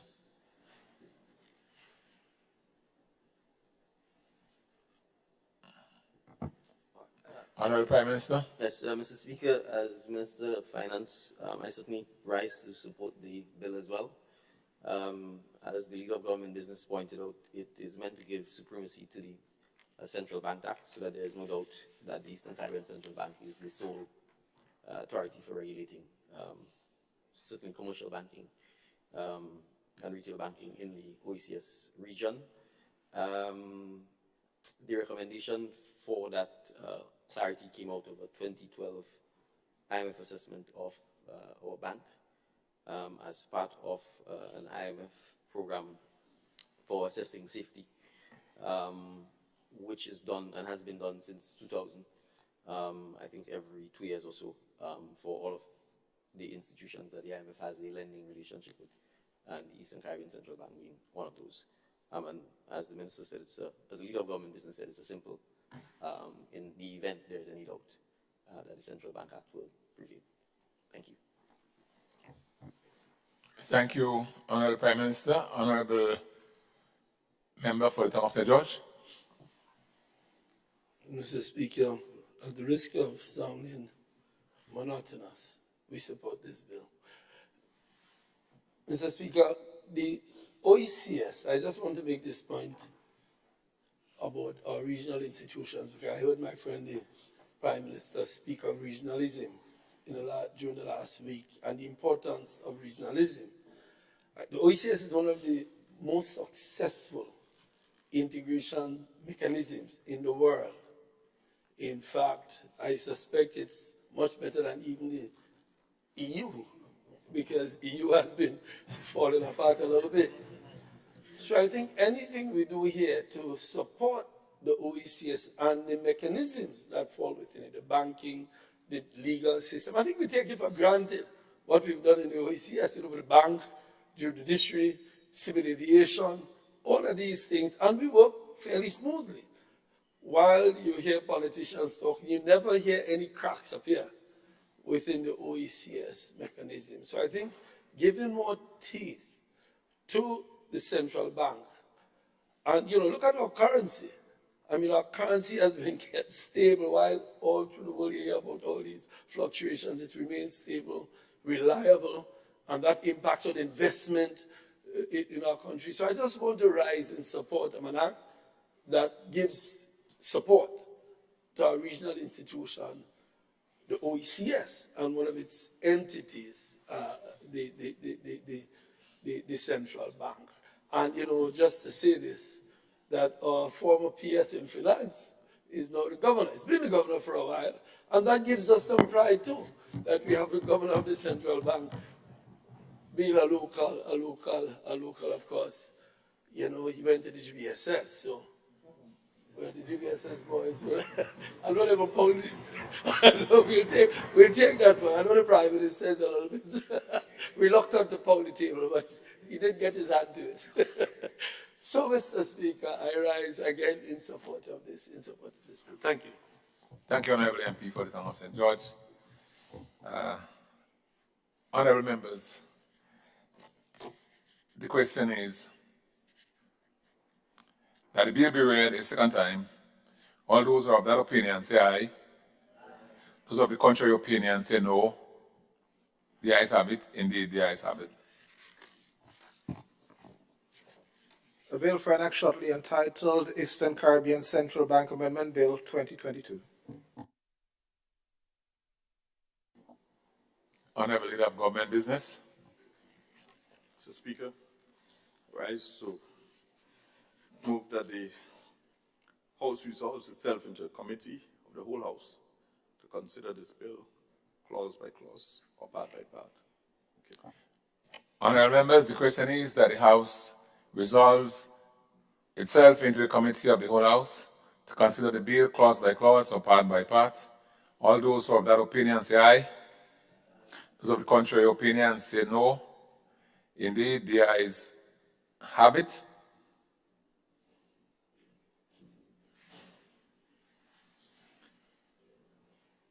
This Honourable House is now in committee.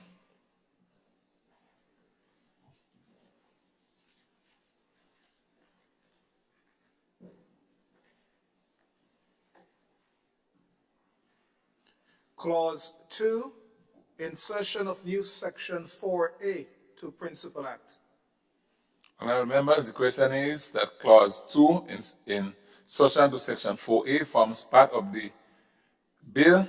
All those who have that opinion say aye. Those of the contrary opinion say no. Indeed, the ayes have it. Clause 1, short title. Honourable members, the question is that clause 1, short title, forms part of the bill. All those who have that opinion say aye. Those of the contrary opinion say no. The ayes have it. Honourable Leader of Government Business. Mr. Chairman, I beg to move that the House resumes and that the Chairman of the committee reports progress on the bill. Honourable members, the question is that the House resumes and that the Chairman of the committee reports progress on the bill. As many as are of that opinion say aye. Of the contrary opinion say no. The ayes have it. Indeed, the ayes have it.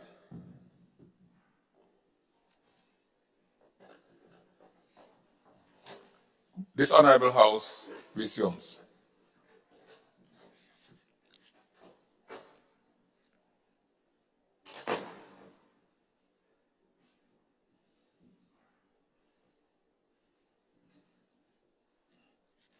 Honourable members, I have to report that the bill was considered by a committee of the whole House and passed without amendment.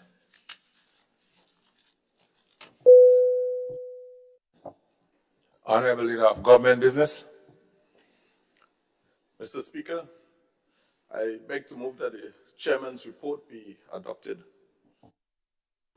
Honourable members, the question is that the Chairman's report be adopted. As many as other opinions say aye. Of the contrary opinion say no. The ayes have it. Indeed, the ayes have it. Leader of Government Business.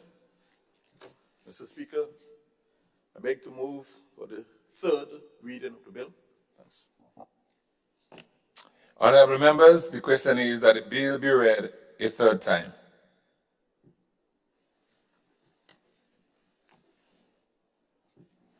Honourable members, the question is that the bill be read a third time and passed.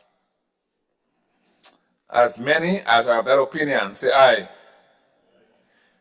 Of the contrary opinion say no. Indeed, the ayes have it. The ayes have it. A bill for an act shortly entitled Eastern Caribbean Central Bank Amendment Bill 2022.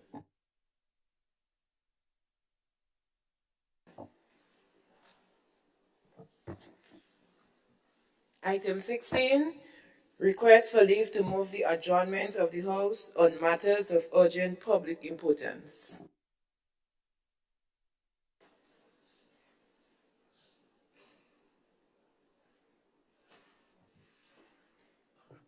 Who's like this on? Honourable MP for St. Oh, sorry. Honourable Leader of Government Business.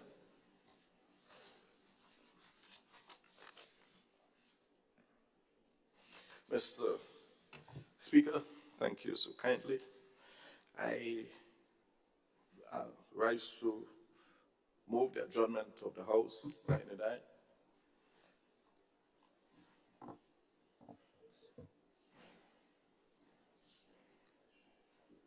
Honourable members, the question is that the House be adjourned, sine die.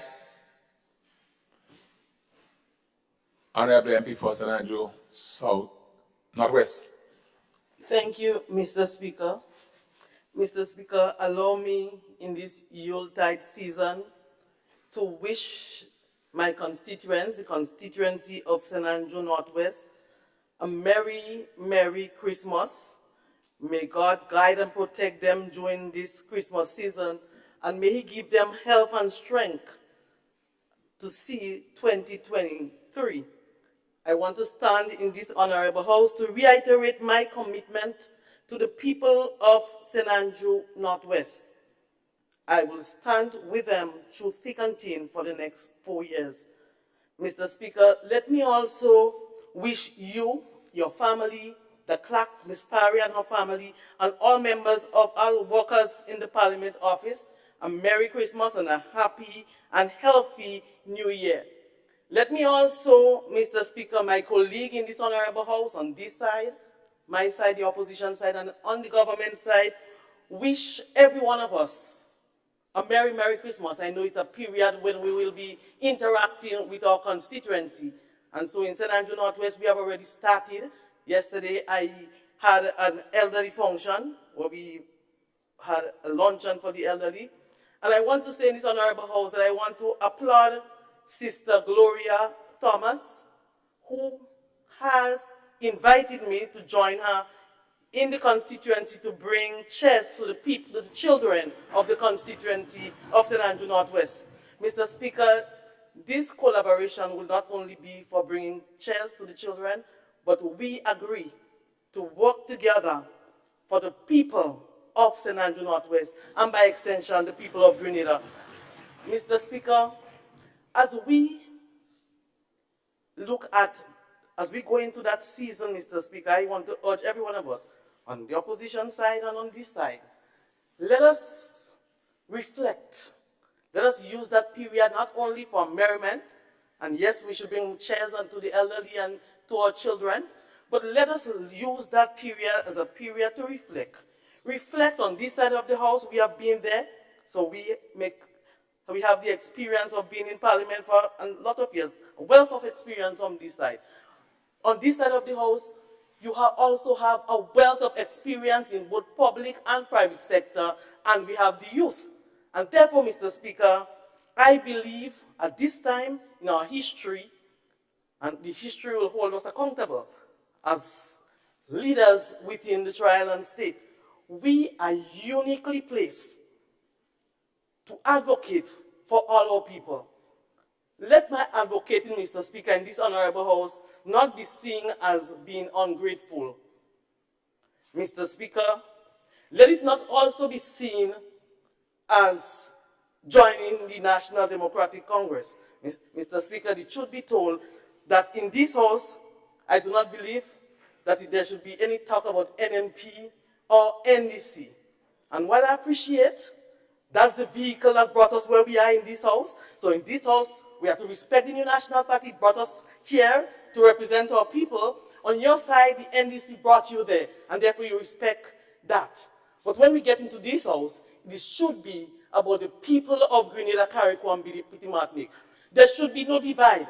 And as leaders, we should no longer be dividing, our people. And so let us work together. Let it not be seen as a war against this side and this side. Let us take the lead as we teach our people that we should be able to work together. And Mr. Speaker, while I appreciate that as a public figure, you could open yourself for scrutiny, and I accept to be scrutinized by members of the public. But Mr. Speaker, I will not accept any disrespect, especially from people who call themselves members of the cloth, to publicly, in the presence of my children, try to throw negative utterances because you believe that I have spoken in a particular way. Let it be told, Mr. Speaker, and let me quote Aja Mirak, because I believe that in this honorable house, that's who am supposed to be. You were not born to please. You were brought here to disrupt, awaken, speak truth, to ease the pain scattered around. And so when you are told quiet down, I hope you grow louder. You are an entire symphony that needs no applause. So I need no applause. I have a role in this honorable house for the next 4 years, which I will uphold. Mr. Speaker, at the end of the day, I will serve here, complete here. There's a bigger picture that I look forward to, and that the kingdom, Mr. Speaker, to go and meet my maker. The issue is, Mr. Speaker, not how well would I serve as the new National Party, or how much would I give praise, wherever, but how well will I serve the people of Grenada, Carriacou, and Parliamentary. And I stand here, Mr. Speaker, committed, reiterating my commitment that my light will so shine that people will see the good works in me and glorify my Father which is in heaven. That's my ultimate goal. So despite what you may say, and Mr. Speaker, the truth is, I am human. So sometimes when you hear it, especially when your children are the ones discussing what they heard, it hurts.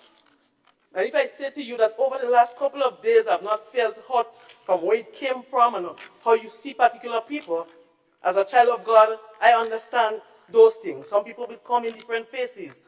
But I will continue to work for the people of Grenada, Carriacou, and Parliamentary. I believe I have a voice here. And the voice here is for us, every one of us present here, to collaborate, to look deep as how we have served.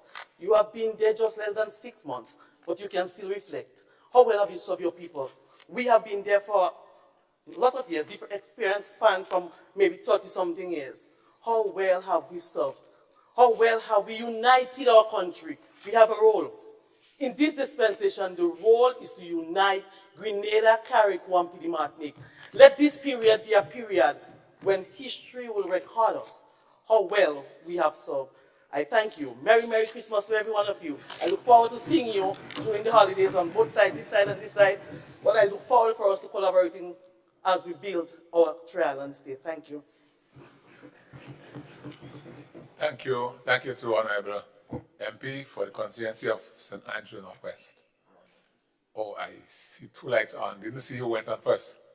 So let me call you one that is nearer to me. Honorable MP for St. Patrick West. Thank you, Mr. Speaker.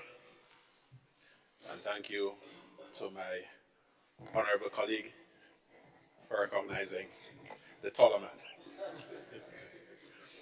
Mr. Speaker, I stand here to wish you and your staff, to wish my colleagues on the other side, my colleagues on this side, the people of St. Patrick West, and the people of our nation, a happy, peaceful, and safe holiday season. I know that not everyone celebrates Christmas, so I will not single it out. So, Speaker, it has been my distinct pleasure over the past few months to be a member of this honorable house, to participate in and to observe the deliberations as we go about the nation's business. I must say, Mr. Speaker, that I am pleased at the level of decorum and respect that prevails across the aisle. Mr. Speaker, when we come here to do the people's business, as was so eloquently expressed by the honorable member for St. Andrew Northwest. And while from time to time we will have different perspectives in terms of the path we follow to what I believe are common goals, we must always bear in mind that we are here to lead, to serve, and to be examples, particularly for the younger ones whom we should be guiding as we go forward. Mr. Speaker, although we don partisan robes from time to time, it is critical that we do not descend into internecine tribalism. It is critical that whether we are on this side or on the other side, that we respect the views of individuals. And Mr. Speaker, when people try to tear others down simply for having a different perspective, we must stand behind the one who is being attacked, regardless of the source of the attack. To vilify a member of this honorable House for speaking her conscience, for saying it as she sees it, to me, Mr. Speaker, that is reprehensible. And whoever does it must be censured in the strongest possible terms.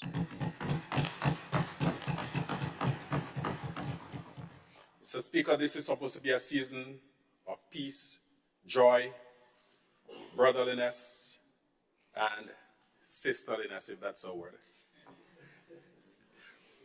And to that end, I trust that we all do whatever we can to make life just a little bit easier, just a little bit more tolerable for those with whom we come into contact.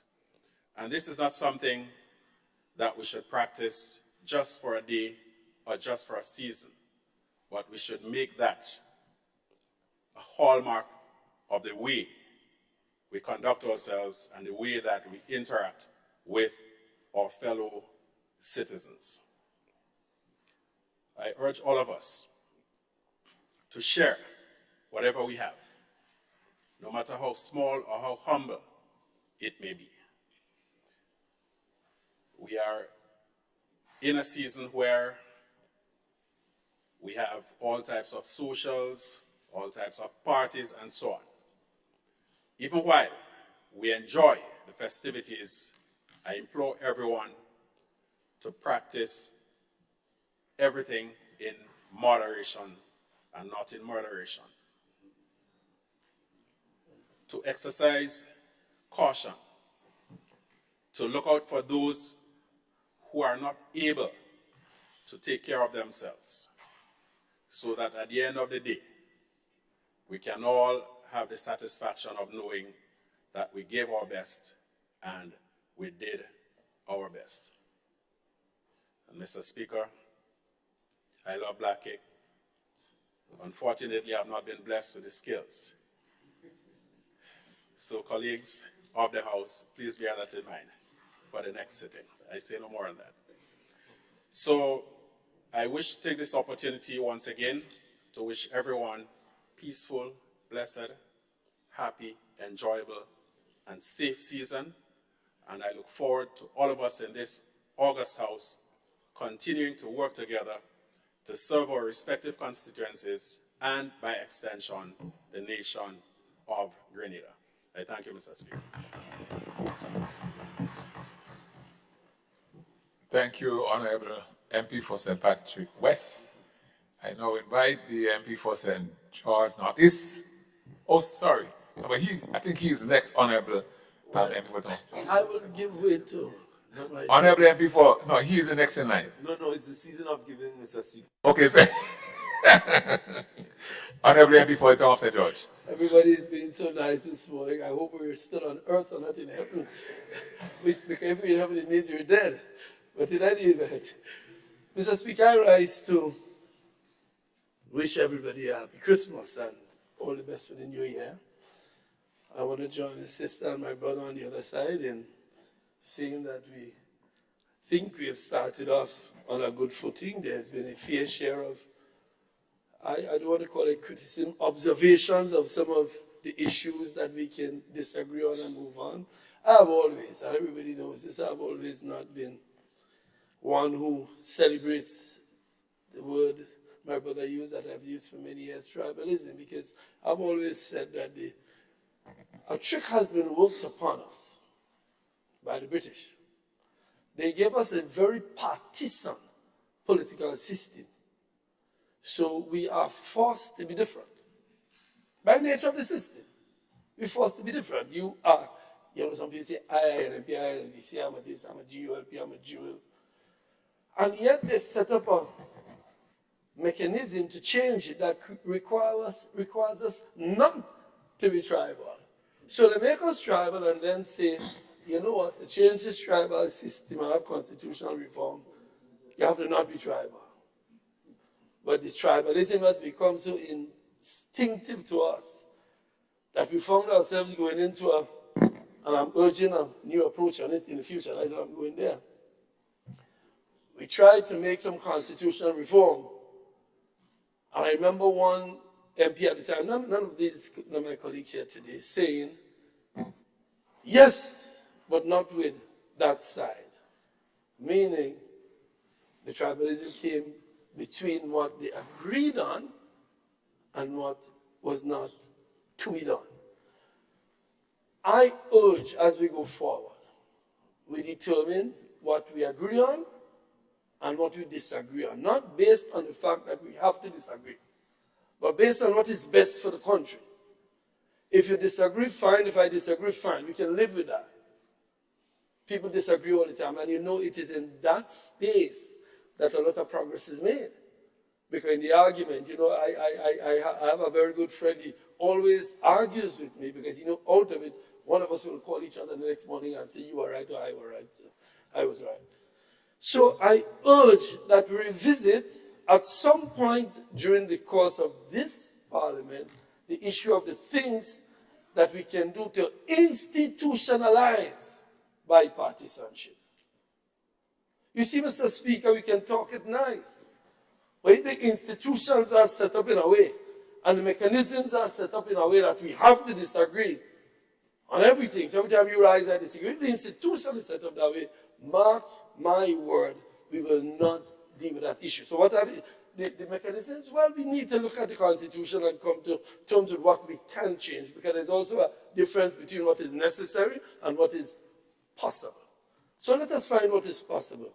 Just to embark on the discourse that seemed to have started this morning, that I want to just put in my 2 pence on. So let us look at what institutional mechanisms, for example, and the member for St. David, my friend, the Prime Minister, indicated the other day, we can do some bipartisan committees in the Parliament. There's no reason why foreign affairs is something that the world doesn't care if you're NMP or NDC government. I see my friend just went to the ALBA meeting years ago. His predecessors on that side would not have gone to ALBA. Now ALBA is a mechanism that is good for regionalism, and I want to commend that. We agree on that. I think most things on foreign affairs we agree on, but there's a lot we can do if we work together and show the world that it's Grenada. Partisanship in foreign affairs is something we need to look at. So we show the world, despite whatever changes come in government, there is a consistency going forward in terms of the relationship with our partners. So you are not forced to believe, I need to change this relationship because... So when I saw the ALBA meeting, I felt very happy that we were going down the route of maintaining the relationships. And we have other relationships, like with Morocco, that we need to look at, relationships with our traditional allies. So bipartisanship in the House is a way we can go, because as my learned friend on my left said, when we are here merely representing all Grenadians, all of us, all Grenadians, not your set and my set. So I want to endorse the comments made by my friend from St. Andrew Northwest and the comments made by my friend, the Foreign Minister, the member for St. Patrick West. So those are two things, but maybe we can set up some kind of discourse to figure out what we can cooperate on, but we must continue to disagree on what we disagree on, because each party might have different emphasis But that is not a problem. We can, there will come a time again, as my friend said from St. Patrick's West, when we will don the colors. Because the British tell us we had to do that. So until we change, that's what we do every 5 years. We put on the scars and the colors and we start disagreeing. But let us be between let us try our best to build this country. I want to wish everybody a happy Christmas. My colleagues on the other side, so really have a wonderful Christmas. It's your first Christmas in government. I think for most of you, if not all of you, it's a very demanding time for MPs. But you will work through it. You will get through it. People are reasonable, and then so your time will have to be split up. But it will be okay. I want to wish my constituents a happy Christmas. I want to wish my family and everybody, this family, our family of Grenada, a happy Christmas, and my personal family. But I also want to urge drivers. That's a thing I'm seeing too much of. Drivers getting behind the wheel and just mashing the X and believe that's driving. That's recklessness.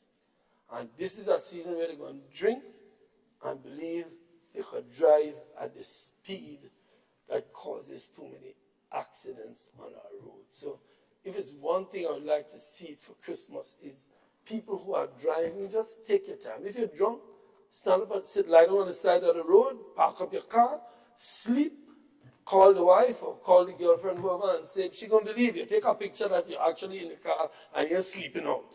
So don't worry about that. Park up on the side of the road, take a picture that your car you lie down and send it home and say, I'm sleeping on the side of the road. Don't feel you have to reach home because you want the wife throw you out. Because you might kill somebody on the way and then you can sleep out anyway in Her Majesty's presence. So do that, please, so that we have a wonderful Christmas. Mr. Speaker, yourself and your staff, thanks for all you've done for the year. You've been wonderful. Your staff has been very cooperative in every respect. I think there's a tiny item of some reimbursements, but we'll come to that. I know they're working on it. I know the Prime Minister has a lot to do with that too, which will give the members on this side a very happy Christmas. He's not looking at me, but I hope we resolve that. But so far, we have been going very well. I want to thank you, Mr. Speaker. You blended into the role quite well, and I'm sure the clerk and the other officers are treating you well. So thank you, and to everybody, have a happy Christmas and a blessed, blessed New Year. Thank you, and may God bless you. Thank you, Honorable MP for the town of St. George. I now move to the Honorable MP for St. George Northeast. Thank you, Mr. Speaker, and I want to join with all members who went prior in expressing the sentiment that we do need bipartisanship to take this country forward. This administration certainly recognizes that. And as Grenada approaches 50 years of independence soon, in 2 years, it will be a good show. And not just show, but a good demonstration to all Grenadians, both at home and in the diaspora and around the world, that we are maturing and that as a nation, development is no longer seen by colors and tribal wars, but is seen essentially as something that we have to collaborate on. When I served in the Senate, Mr. Speaker, my belief was clear that unity for development cannot be plucked out of the sky. So when the conversation of Project Grenada came up, the question was, what was Project Grenada? What did it have, and how was it going to build the collaboration? I didn't see the unity then, but I see a unity opportunity now. And certainly it's not going to be called Project Grenada. It is the question of the transformation of Grenada to move it forward. And I want to put this on the table to say to all members that we should endorse the policy of bipartisanship. And to demonstrate this, Mr. Speaker, I want to state very clearly that the Ministry of Youth, and as we go forward, the member from St. Andrew Northeast, when she returns, she will be invited to participate in the final discussions on how this country will build and shape its youth development training program. And she can rest assured, certainly the members on the other side, that they will be involved in decision making despite being opposition on the opposite side. Mr. Speaker, as it relates to St. George Northeast, I would like to wish every constituent of St. George Northeast a Merry Christmas and a Happy New Year. We are in the final stages of mapping out our village councils, to which we would like to promote the idea of the second tier of leadership in the constituency. We believe that every polling division will have unique challenges in St. George Northeast, and as such, we have begun the rollout of this venture. The Bolio Village Council has been reactivated and is performing. The Boca Village Council plans and discussions are ongoing. A meeting was held 2 days ago, and we are pleased to report that from all indications, it will be successful. And the Mardi Gras Village Council is in its formative stage, and we are engaging as much individuals as possible to build out the structure for such a development. Mr. Speaker, as it relates to our efforts to bring joy and some comfort to our people in Northeast for the Christmas season, we have been able to acquire food hampers, to which we will be distributing. We are also in possession of toys, to which we'll be distributing to our children, and also we'll be lighting some Christmas trees. At least planting them real Christmas trees and something that might be good for the environment. So, Mr. Speaker, all in all, we are on a good footing, and we are preparing for 2023, the journey there that will take place, and we are preparing to really lead the so-called new wave or revolution of how we intend to develop Grenada, Carriacou, and Petit Martinique. So as I say, I would certainly like to be a soldier for bipartisanship at the level of Parliament, and I am confident that every member in this House understands the importance of it now and will be prepared to do the noble thing when the time comes. Thank you very much, and I wish everyone, Mr. Speaker, you, your family, and all workers of the Parliament and all members of Parliament a Merry and Happy Christmas and a Happy New Year 2023. Thank you. Thank you very much, MP for St. George Northeast. Honorable MP for St. Andrews Southwest. Thank you. Thank you, Mr. Speaker. And I stand to say best wishes to you, Mr. Speaker, and your team for the work that you have done over the past months in preparing us for this special journey. I also want to say thanks to the members on the other side and to my cabinet colleagues for the manner in which we conducted ourselves over the last months or so here in this honorable house, and that our work continues to be an example, a model that can be emulated and that can be followed. And so, Mr. Speaker, I share the very strong views expressed of the need for us to work together, put our time, our talent, and our treasure towards building a better nation, creating a better people, and giving a better life to all Grenadians. Mr. Speaker, in my upbringing, there are some quotations that have filled my heart, and to a large extent determine my relationship with human beings. And one is that the greatest merit that one can achieve is to be at the service of his country and people. And that's what I would like to do while being here. But I'm also moved by a quotation by a leader I consider to be the most relevant of the 20th century. And the quotation is that the place of a man in society has nothing to do with his inheritance, his propaganda, or his bribery, but it depends on his merit, exclusively on his work. And therefore, who you are in our society must be determined by your work.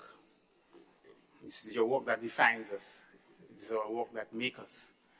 It is our work that determines whether or not we are a historic or a relevant personality.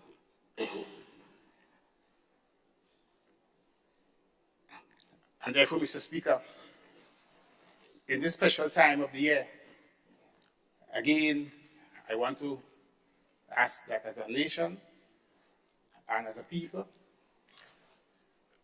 we must learn to live like ants. Ants. There are two traits of ants that I consider to be important for human value and for human relationship. So think about this, Mr. Speaker. When an ant finds a crumb of bread on the ground, you notice it don't eat all for itself. It calls the others, and they're sharing it, and they too eat. Yeah? And the leftover, they already carry it away for others who didn't get. That's the act of sharing. Ants likes to share. And the second trait is this. When ants meet as they travel in opposite direction, you notice, Mr. Speaker, they don't pass each other straight. They stop, give each other a kiss, and then continue the journey. Mr. Speaker, the act of kissing is the act of caring. And therefore, Mr. Speaker, in this Yuletide season, I want us to behave like ants. I want us to share, and I want us to care for each other. And therefore, Mr. Speaker, to the people of St. Andrews Southwest who have brought me here, I want to say to them, I do care for them, and I will share all what I have with them. In this season, we're going to be sharing toys and other goodies.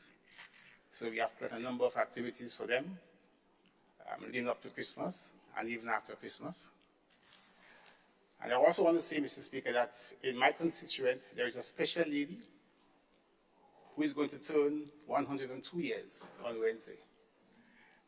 And we're going to have a very special activity, a special function for her. Miss McNeely, good? And I want to invite all the others from St. Andrews to be part of that activity. It would be nice if all four of us from St. Andrews can assemble. And one thing about us, when we assemble, we resemble.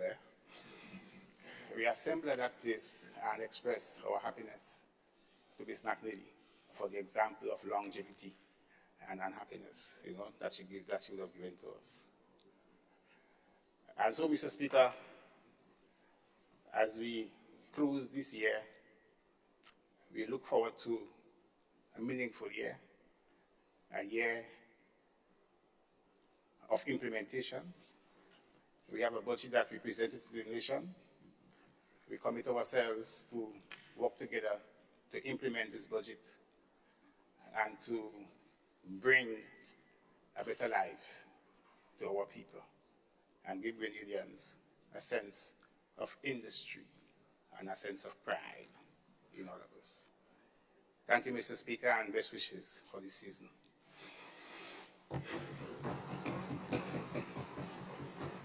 Thank you to Honorable MP for the constituency of St. Andrew Southwest.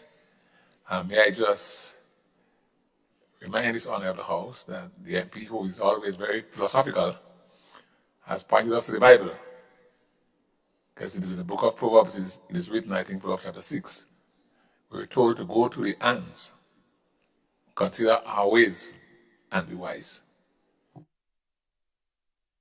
I know with the next MP.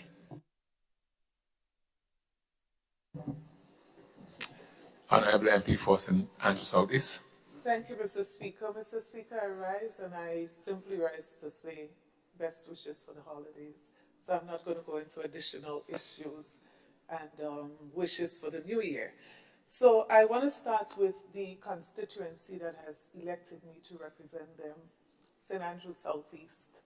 And Mr. Speaker, I want to extend very best wishes for the holidays, particularly to the senior citizens of the constituency. I really wish that this season bring peace, joy, goodwill, and all that they would desire that God would want them to have for this holidays. Mr. Speaker, in addition to that, I want to also, by extension, extend my very best Christmas wishes to all of the people of Grenada, not just Grenada here, but those Grenadians who are in the diaspora. Of course, this is also a very special time for them. Mr. Speaker, you and your staff, I want to express appreciation. I think I did so on the wrapping up, but I want to do so again, and to extend best wishes to all those, especially those who are not normally in the forefront, so we don't see them very often. Sometimes we tend to forget that there are many other persons contributing. My best wishes to everyone. Of course, my colleagues in this house, on both sides of the house, may God bless you, bless your families during this very special time of year. Of course, I can't agree with my colleague who has stepped out, so I wouldn't encourage the drink and pack up, revive and continue. I would say please, please, please to everyone who's listening, whatever you do during the season, do it in moderation, so no one should have any reason to get drunk and to have to stay by the side of the road. This is a very special time of year, and unfortunately we have commercialized Christmas so much. I believe to a large extent we are losing the meaning of this very important time. And if we're to refocus on what this is really about, it's about the celebration of the birth of Christ. And sometimes I think we lose that in all of the celebration. And if we're to refocus on why we are celebrating, then we're going to celebrate in a particular way. And so what we don't have, and I know around this time people get all crazy about what they don't have. And I think it's a time this year when we should really stop and reflect on why we are celebrating. Is it just about the material things? Is it really about what we have and don't have? And I really want to encourage all of our citizens to use this time of year to do as much reflection about the reason for the season. I am fearful that we are losing that. I'm very fearful that we are losing that.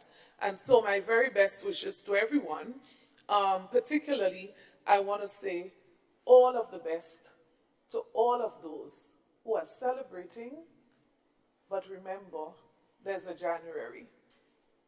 I say that for what it's worth. Whatever we do to celebrate in December, let us look forward to January as well. In other words, let us be conservative with what we do at this time of year. Again, my very best wishes to everyone for this Christmas holiday. Thank you, Honorable MP for St. Andrew Southeast. Who's next? Honorable MP for the constituency of Carriacou and Peter Martinic. Thank you, Mr. Chair. Mr. Speaker, I rise to, of course, just express Merry Christmas to my constituents. a constituency of the constituents of Carriacou and Petit Martinique. I think it's the best constituency I will see in the state. And I want to encourage those of us here to come up to Carriacou for Carriacou Parang. It's this weekend. I know there's a lot happening everywhere. If you ain't come, I will ensure that the band sing on all you. Or they will make Parang this year. Which I'm advising all of you. And I want to put the Prime Minister on the spot, Prime Minister, if you ain't come to Carriacou, they'll put you on the Parang. So, all of that. Don't worry, all of that. And to my good friend for St. Mark's, don't worry. I know that you're planning on coming, whether it's for the Parang or for the Carriacou Christmas experience. We had a thing that I bring on the thing, so we can, But I want us to remember the reason for the season. Christmas is a time of giving. It's time for sharing, love, togetherness. And I want us to remember, citizens of Grenada, Carriacou, Petit Martinique, that in this time that we should not forget the less fortunate. Some people don't like me using the word less fortunate, but the people, the vulnerable among us. Let us not forget the needy. Let us not forget the seniors. Let us not forget the short-ins, the sick among us.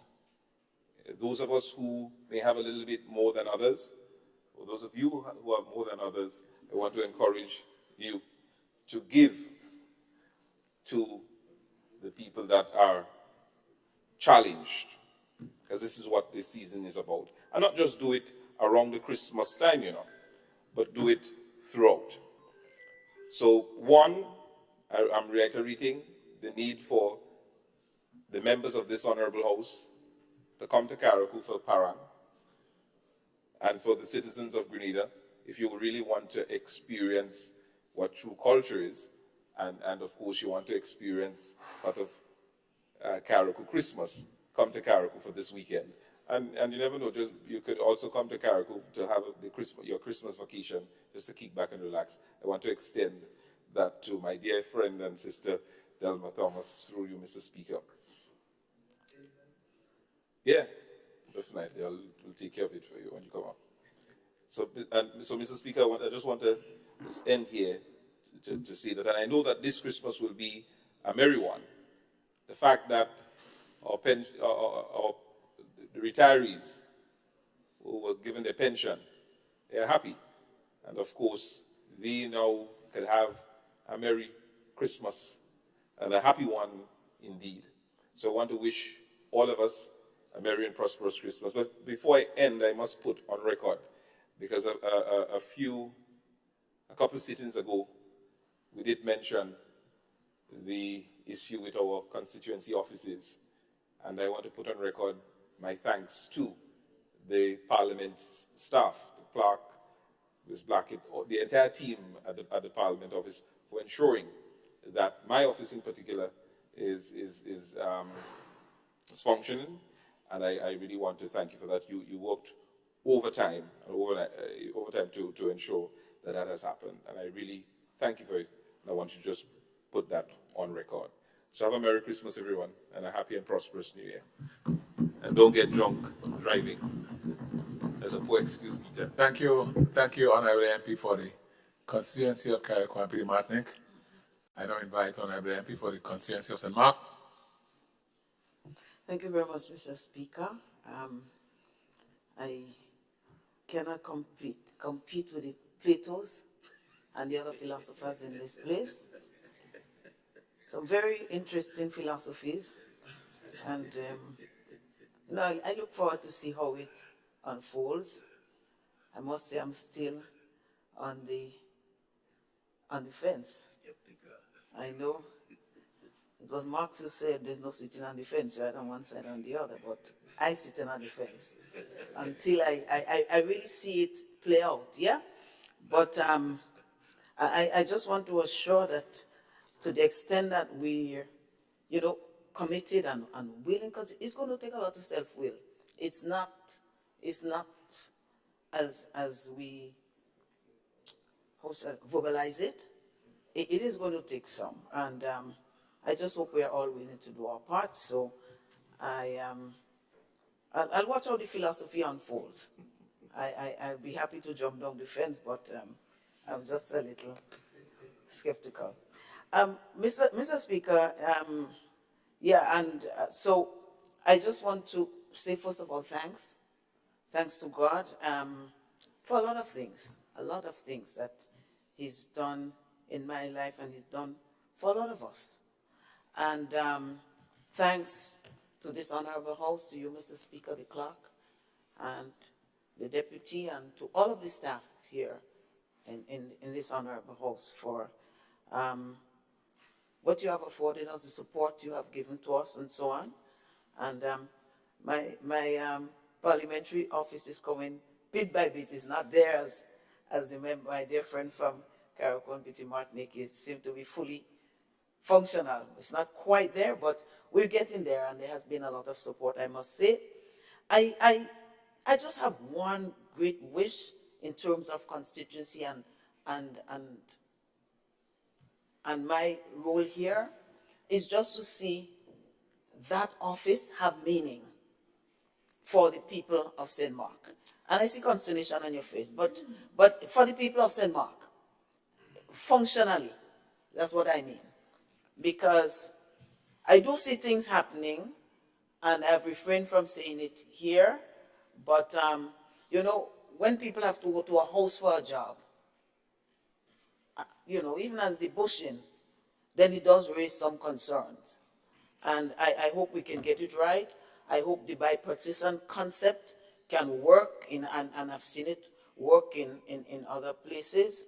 I hope it can work where it's necessary to work, and when it's necessary to work, and that we all can be conscientious citizens and MPs and, you know, make this parliament proud. I would love to see that. And I led the way, Mr. Speaker, this morning. If there's any doubt, I led the way this morning. And I see a doubt in the face again. But there wasn't one instance where I had any dissension. I agreed with everything that the other side said. You know, I really believe that it can be done. Whether it will be done, we shall see. So, yeah, I would like just to see that. And if we can have some committees that we look at how we can operate and how we can function, and as I say, bring meaning to that, I'd be happy. And then I want to go to my family who've been so extremely supportive in difficult times. I don't know who can say that losing is an easy thing, but it is an expected thing that we all have to work with at some time. So it's our time now, and you know, regardless of how long one stays in office, the time does come. And we just have to accept it and handle it with dignity. And I think so far we've done it on this side, and I hope we can continue. And winning also has to be done with dignity. And we have to be careful about the example we set for people out there. Because the very people who will say, well, go and do that, say that, do that. But no, we have to be mindful that we have a responsibility to set the right example in this honorable house. And so I will do my part to the utmost to do that, to show the respect that is well, not yet earned, but that it is deserving of everybody, regardless. Respect is something that you give from you, and whether the person is deserving of it or not, that is up to the person to make sure of it. So, Mr. Speaker, my constituency, all those people who have supported me unwaveringly over the years, I want to say thank you to the staff at the parliamentary office who have given human service and who continue to do so unstintingly to the people of St. Mark. And only last night we had a Christmas fiesta. Try to bring back the tradition, well, maybe not fully traditional, but bring Christ in the Christmas thing, and to create some vending opportunities for persons. And it was well supported, and it was well orchestrated by all of those who had to do, and I'm really happy for that. and to all Grenada, Carriacou, and Petit Martinique. We're here to serve them, and I wish them the very best, a joyful, Merry Christmas, and that we never forget the real reason for Christmas, and that may God bless all of us, and may God bless this beautiful country of ours. And we see what's happening in the world.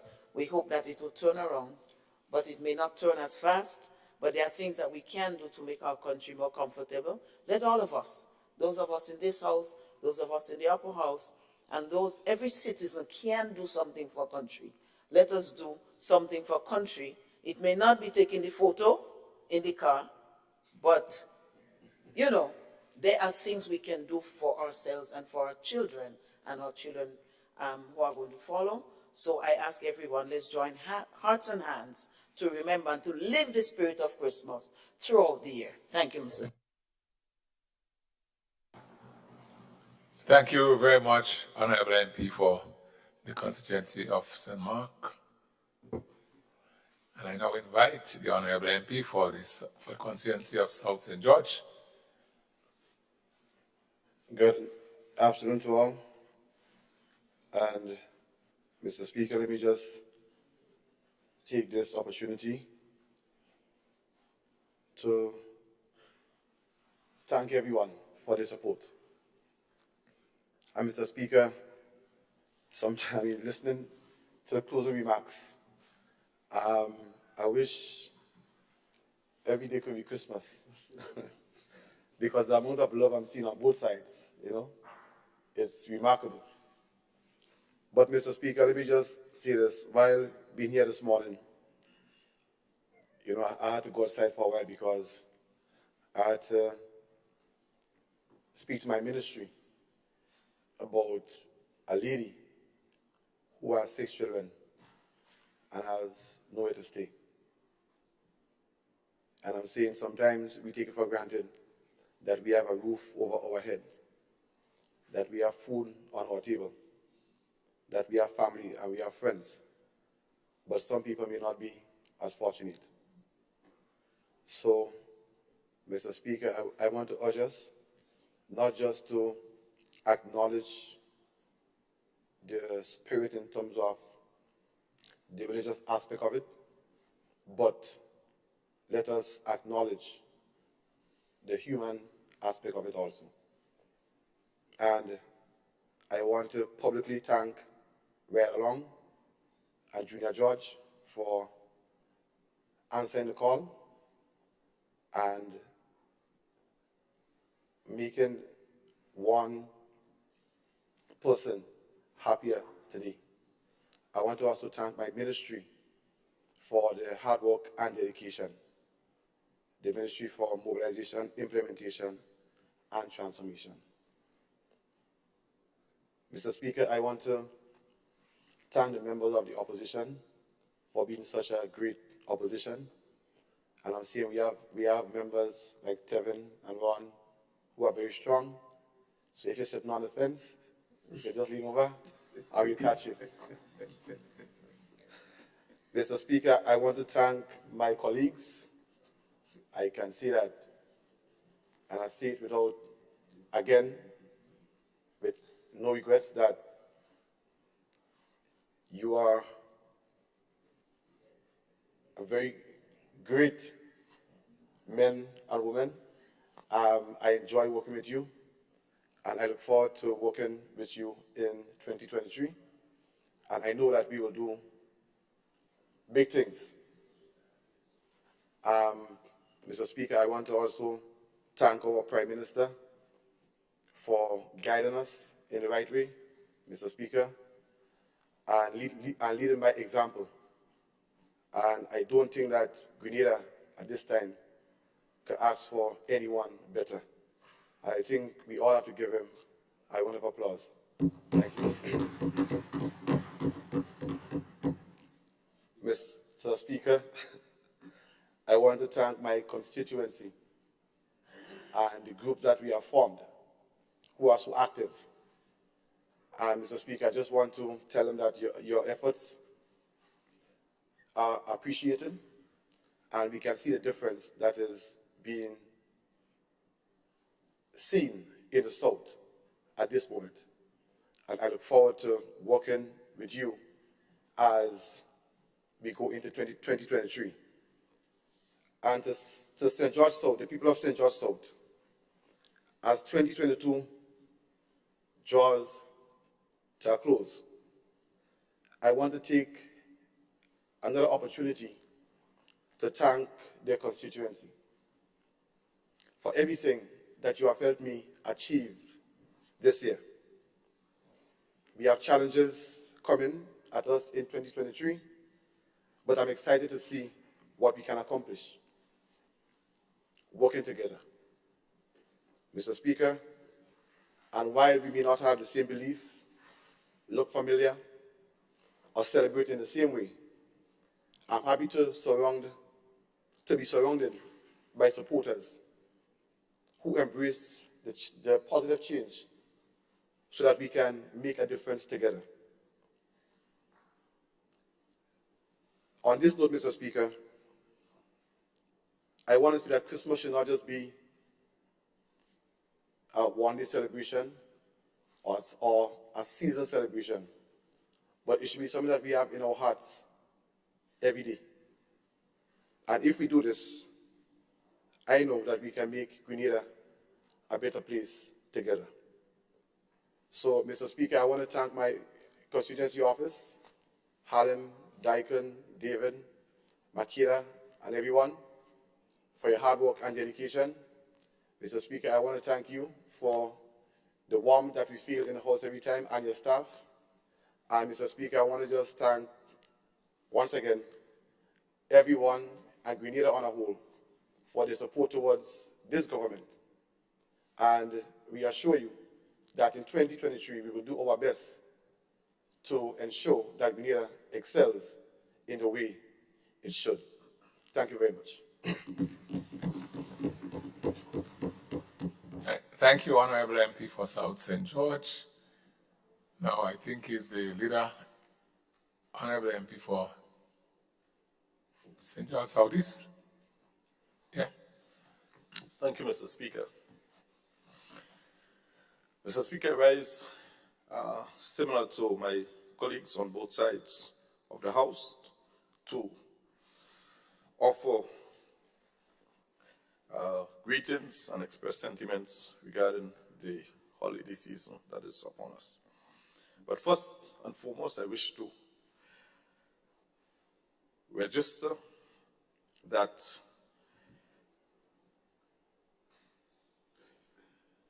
we do not support anything to do with violence and name-calling and character assassination.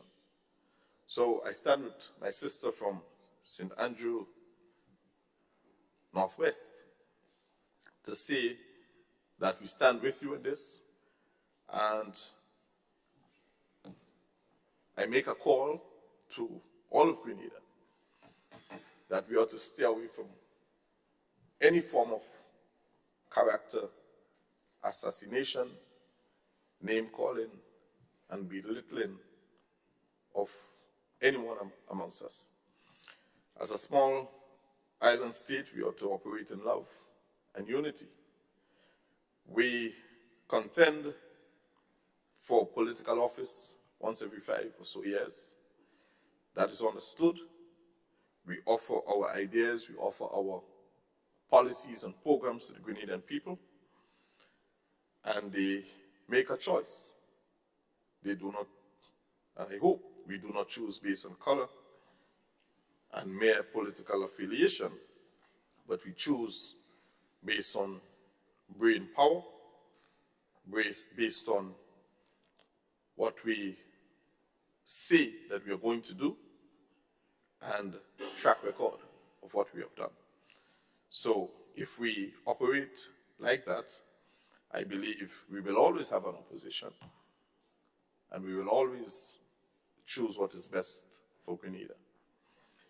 The Prime Minister in his budget presentation presented Vision 2035. So we are looking towards the future. And if we are looking towards the future, and it's not only about today or the next 5 years, Grenada is bound to do well. Mr. Speaker, I wish to say to my constituents, I'm very happy with the support and the unity I've gotten from them, the well wishes, and the toil that they continue to toil to ensure that the community groups and all of the things that they are putting in place is in place. Lots of arrangements are being made as we speak to facilitate the distribution of hampers to some of the senior citizens in the constituency and those who need it most. Also, arrangements are being made for lighting of Christmas trees and holding little Christmas parties and celebrating the lives of our younger ones in the communities. I know they have been doing quite a great job. I've not been able to attend most of those planning sessions and meetings that they have called, but I've been invited to attend the distribution and so. And this is testament to the work that they are doing, you know, and I really commend them for their efforts, and I am very moved by what they have been doing in the constituency of St. George Southeast. I thank them for sending me here in the House of Parliament to represent the interests of all, and I intend on making them proud, making us proud as a constituency and as a country by extension. I want to say to my colleagues, my cabinet colleagues, that I am always very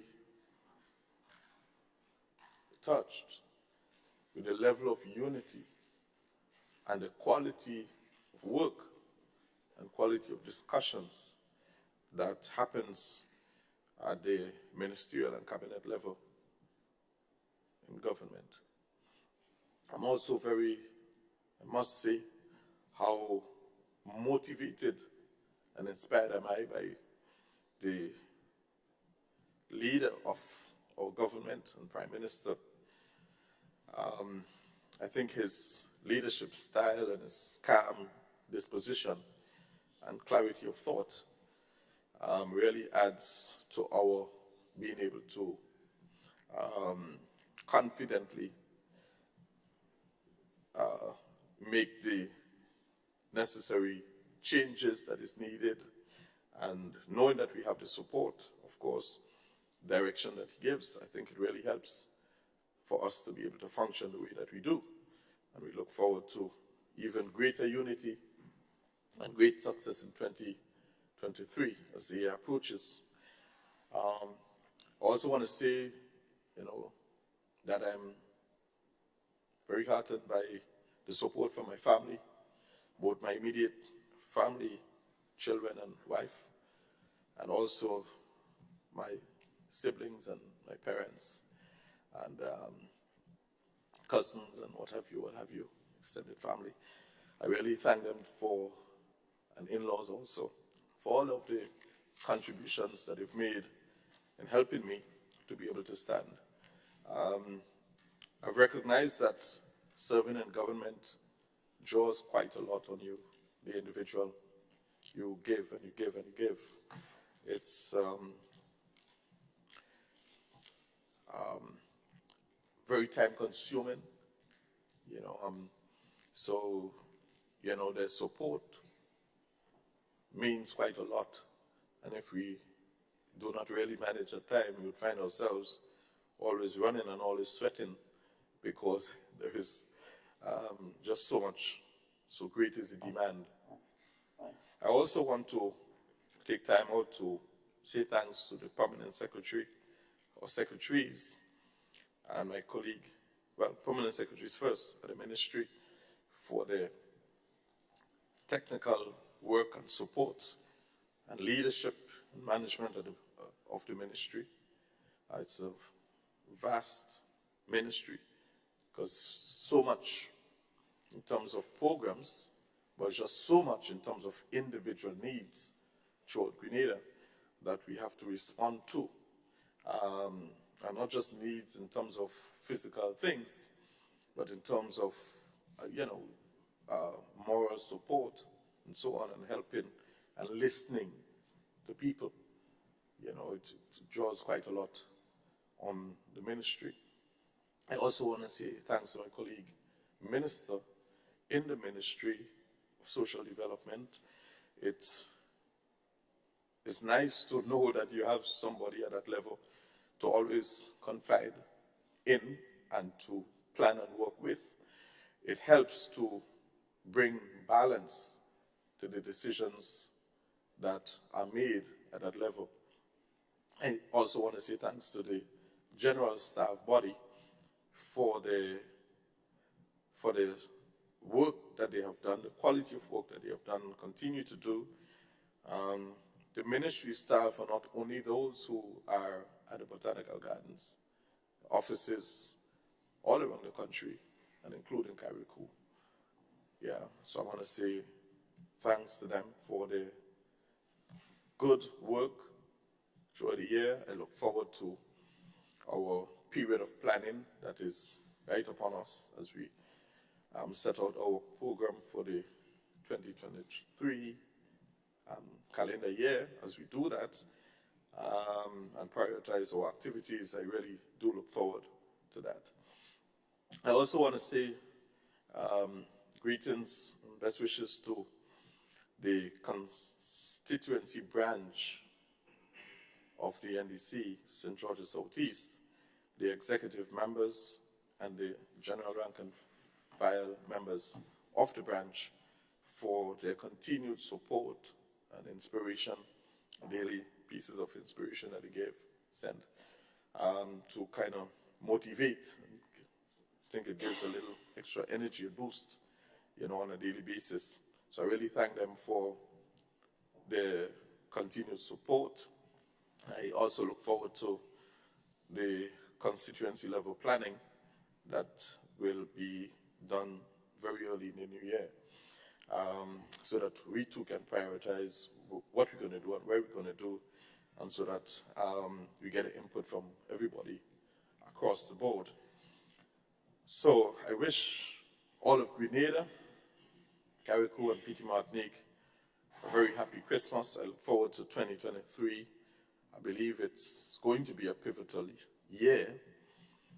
It's going to be a 49th year of independence as we look towards 50. It's really going into a phase of transformation.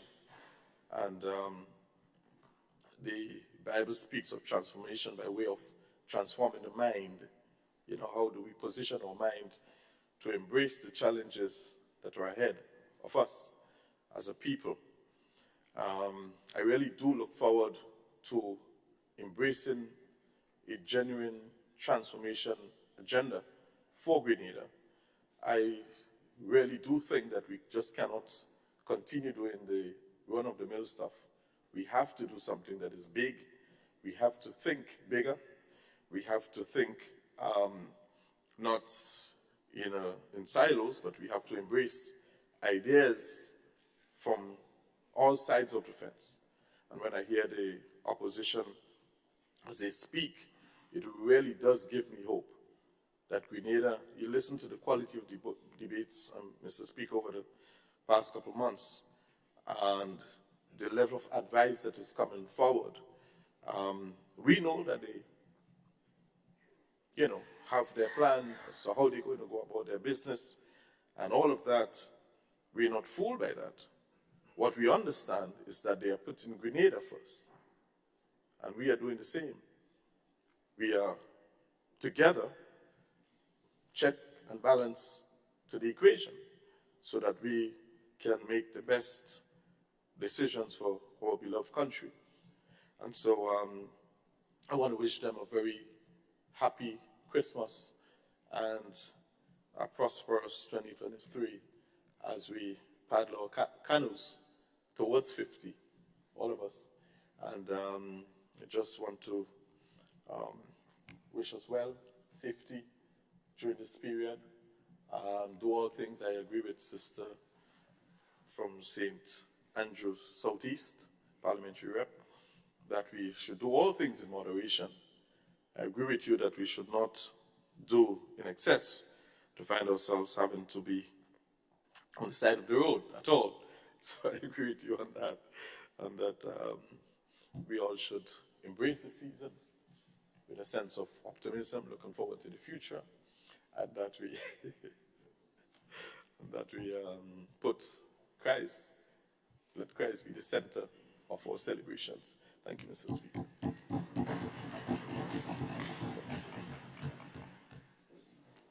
Thank you. Mr. Speaker, sorry. Since it is only fitting that the Prime Minister has the last word, Yes. I just had to make one clarification, Mr. Speaker. I won't take 2 seconds, please, if you'd allow me to. Okay, just allow me to. Oh, sorry. Yeah. I thank the Honorable MP for St. George South East, and I now invite Honorable MP for Consensus St. Mark to make a brief. Thank you, Mr. Speaker. Mr. Speaker, I just wanted to clarify that I spoke about sitting on the fence. It wasn't from a political point of view, NNP, NDC, and I think that I sense a misunderstanding there. I can't go into Christmas making headlines. Mr. Speaker, I just want to say, from the philosophical point of view, in terms of the bipartisan and how committed we are, I am on the fence in terms of, are we really committed? That's my question. Thank you, Mr.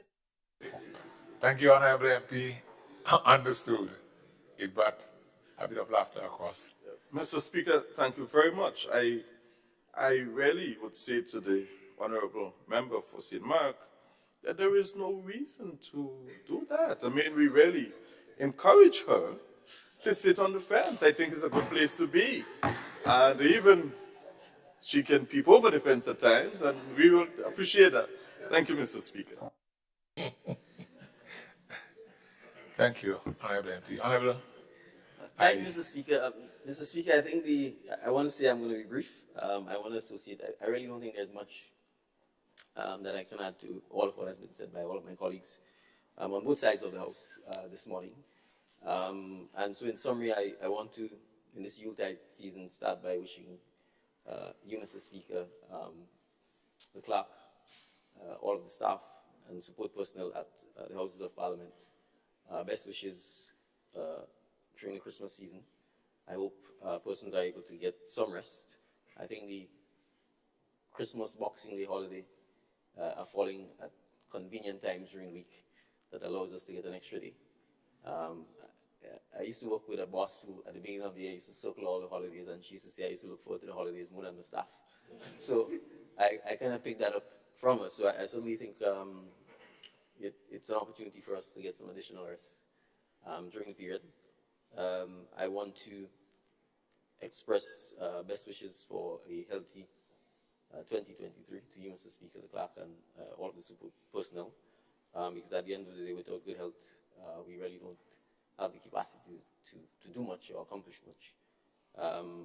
Having said that, I recognize I may not have, or we may not have tendered an excuse for the absence of the Honourable MP for St. John.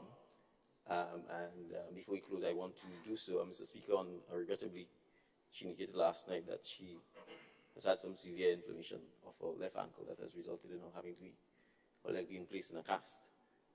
So I want to take the opportunity to obviously wish her well and hope that she can recover speedily. I know she's not here, and I'm sure she would. And so on her behalf, I would certainly want to convey to her constituents, her support staff at her MP's office, and her staff at her ministry as well, best wishes for the Christmas season, and all the best for 2023. I also want to obviously use the opportunity to wish all of the constituents of St. David, the support staff at the Parliamentary Elections Office, best wishes as well for the Christmas season. I do hope that they're able to spend some time with their family, they're able to rejuvenate and come back in 2023 committed and energized for the work that is ahead.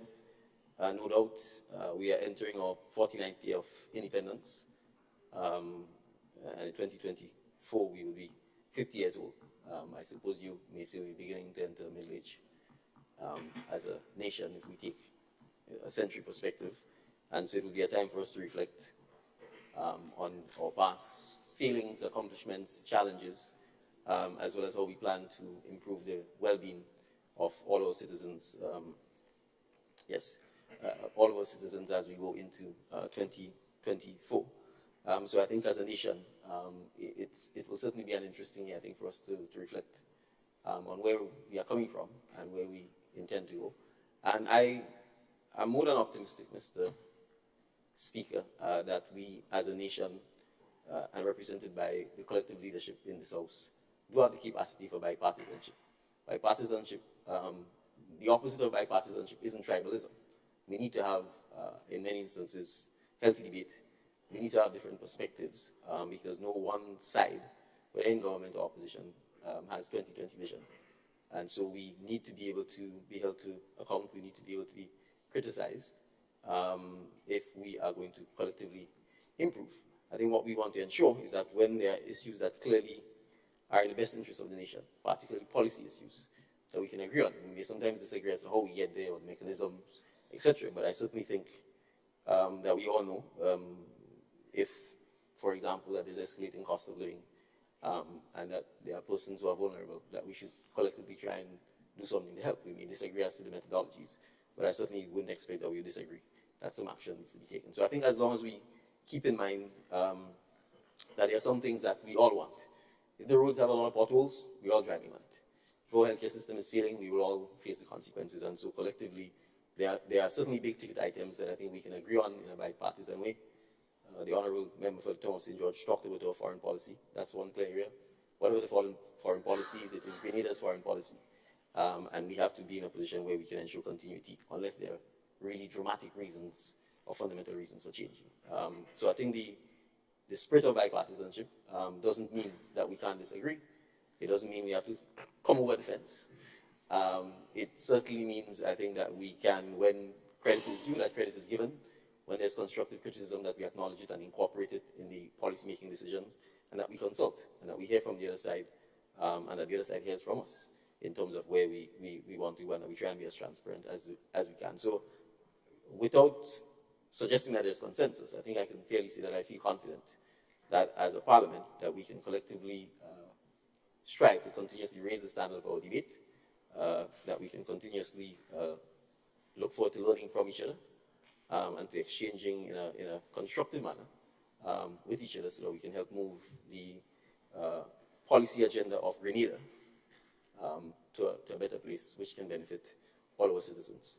I want to also, given that he's also absent, the MP for St. Patrick East, Honourable Dennis Cornwall, is not with us today. He had to travel to Panama.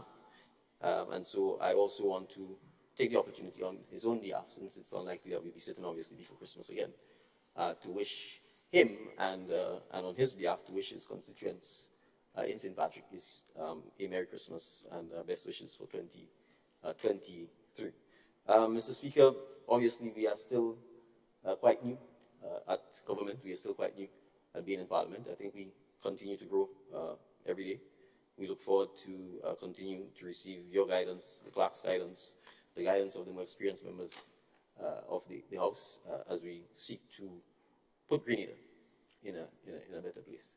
I want to assure our citizens, we are human, so we make mistakes, but I think they can rest assured that when we do make those mistakes, we will own up to them and seek to self-correct, whether it's from our own acknowledgement or sometimes from being held to account by the other side. So I think I'm certainly heartened by the general tone and disposition that has prevailed in the House since the ceremonial opening of Parliament, and I look forward to that continuing so that the next generation of junior parliamentarians view us as examples that they can seek to emulate.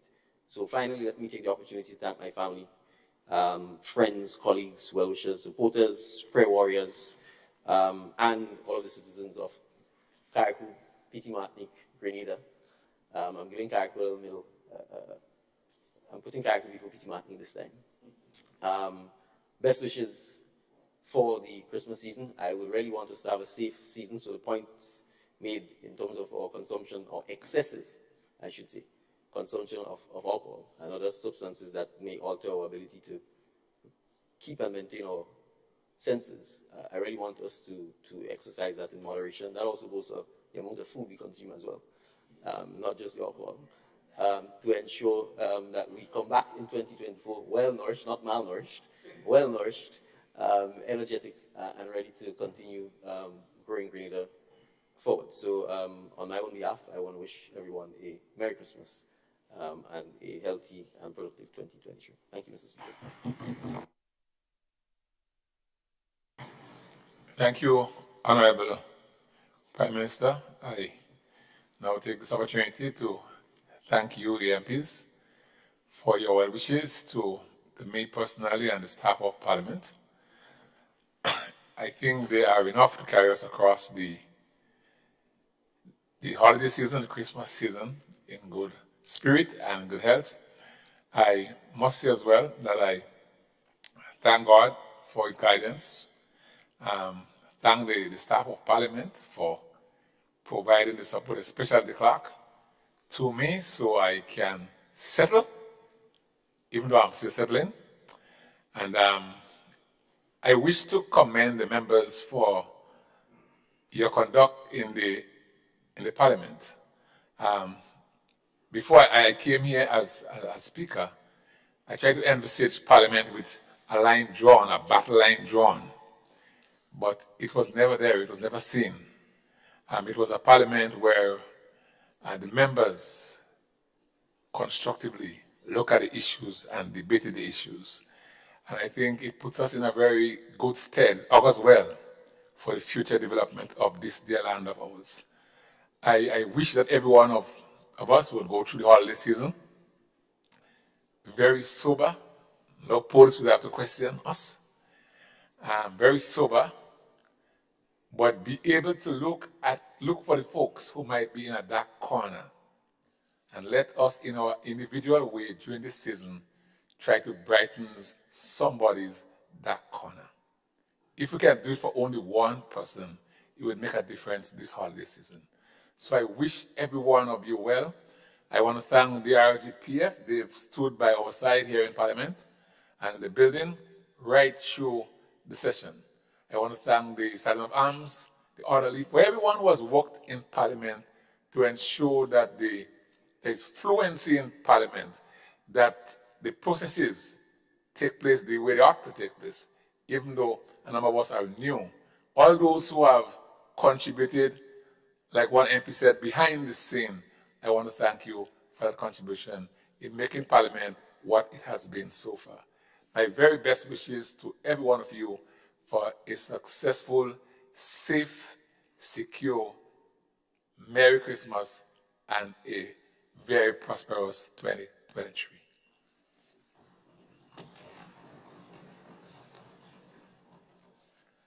I know, honorable members, the question is that this honorable house is a John Signed aye. All those who have that opinion, say aye. Those of the contrary opinion, say no. The ayes have it. Indeed, the ayes have it. This honorable house now stands adjourned, signed aye.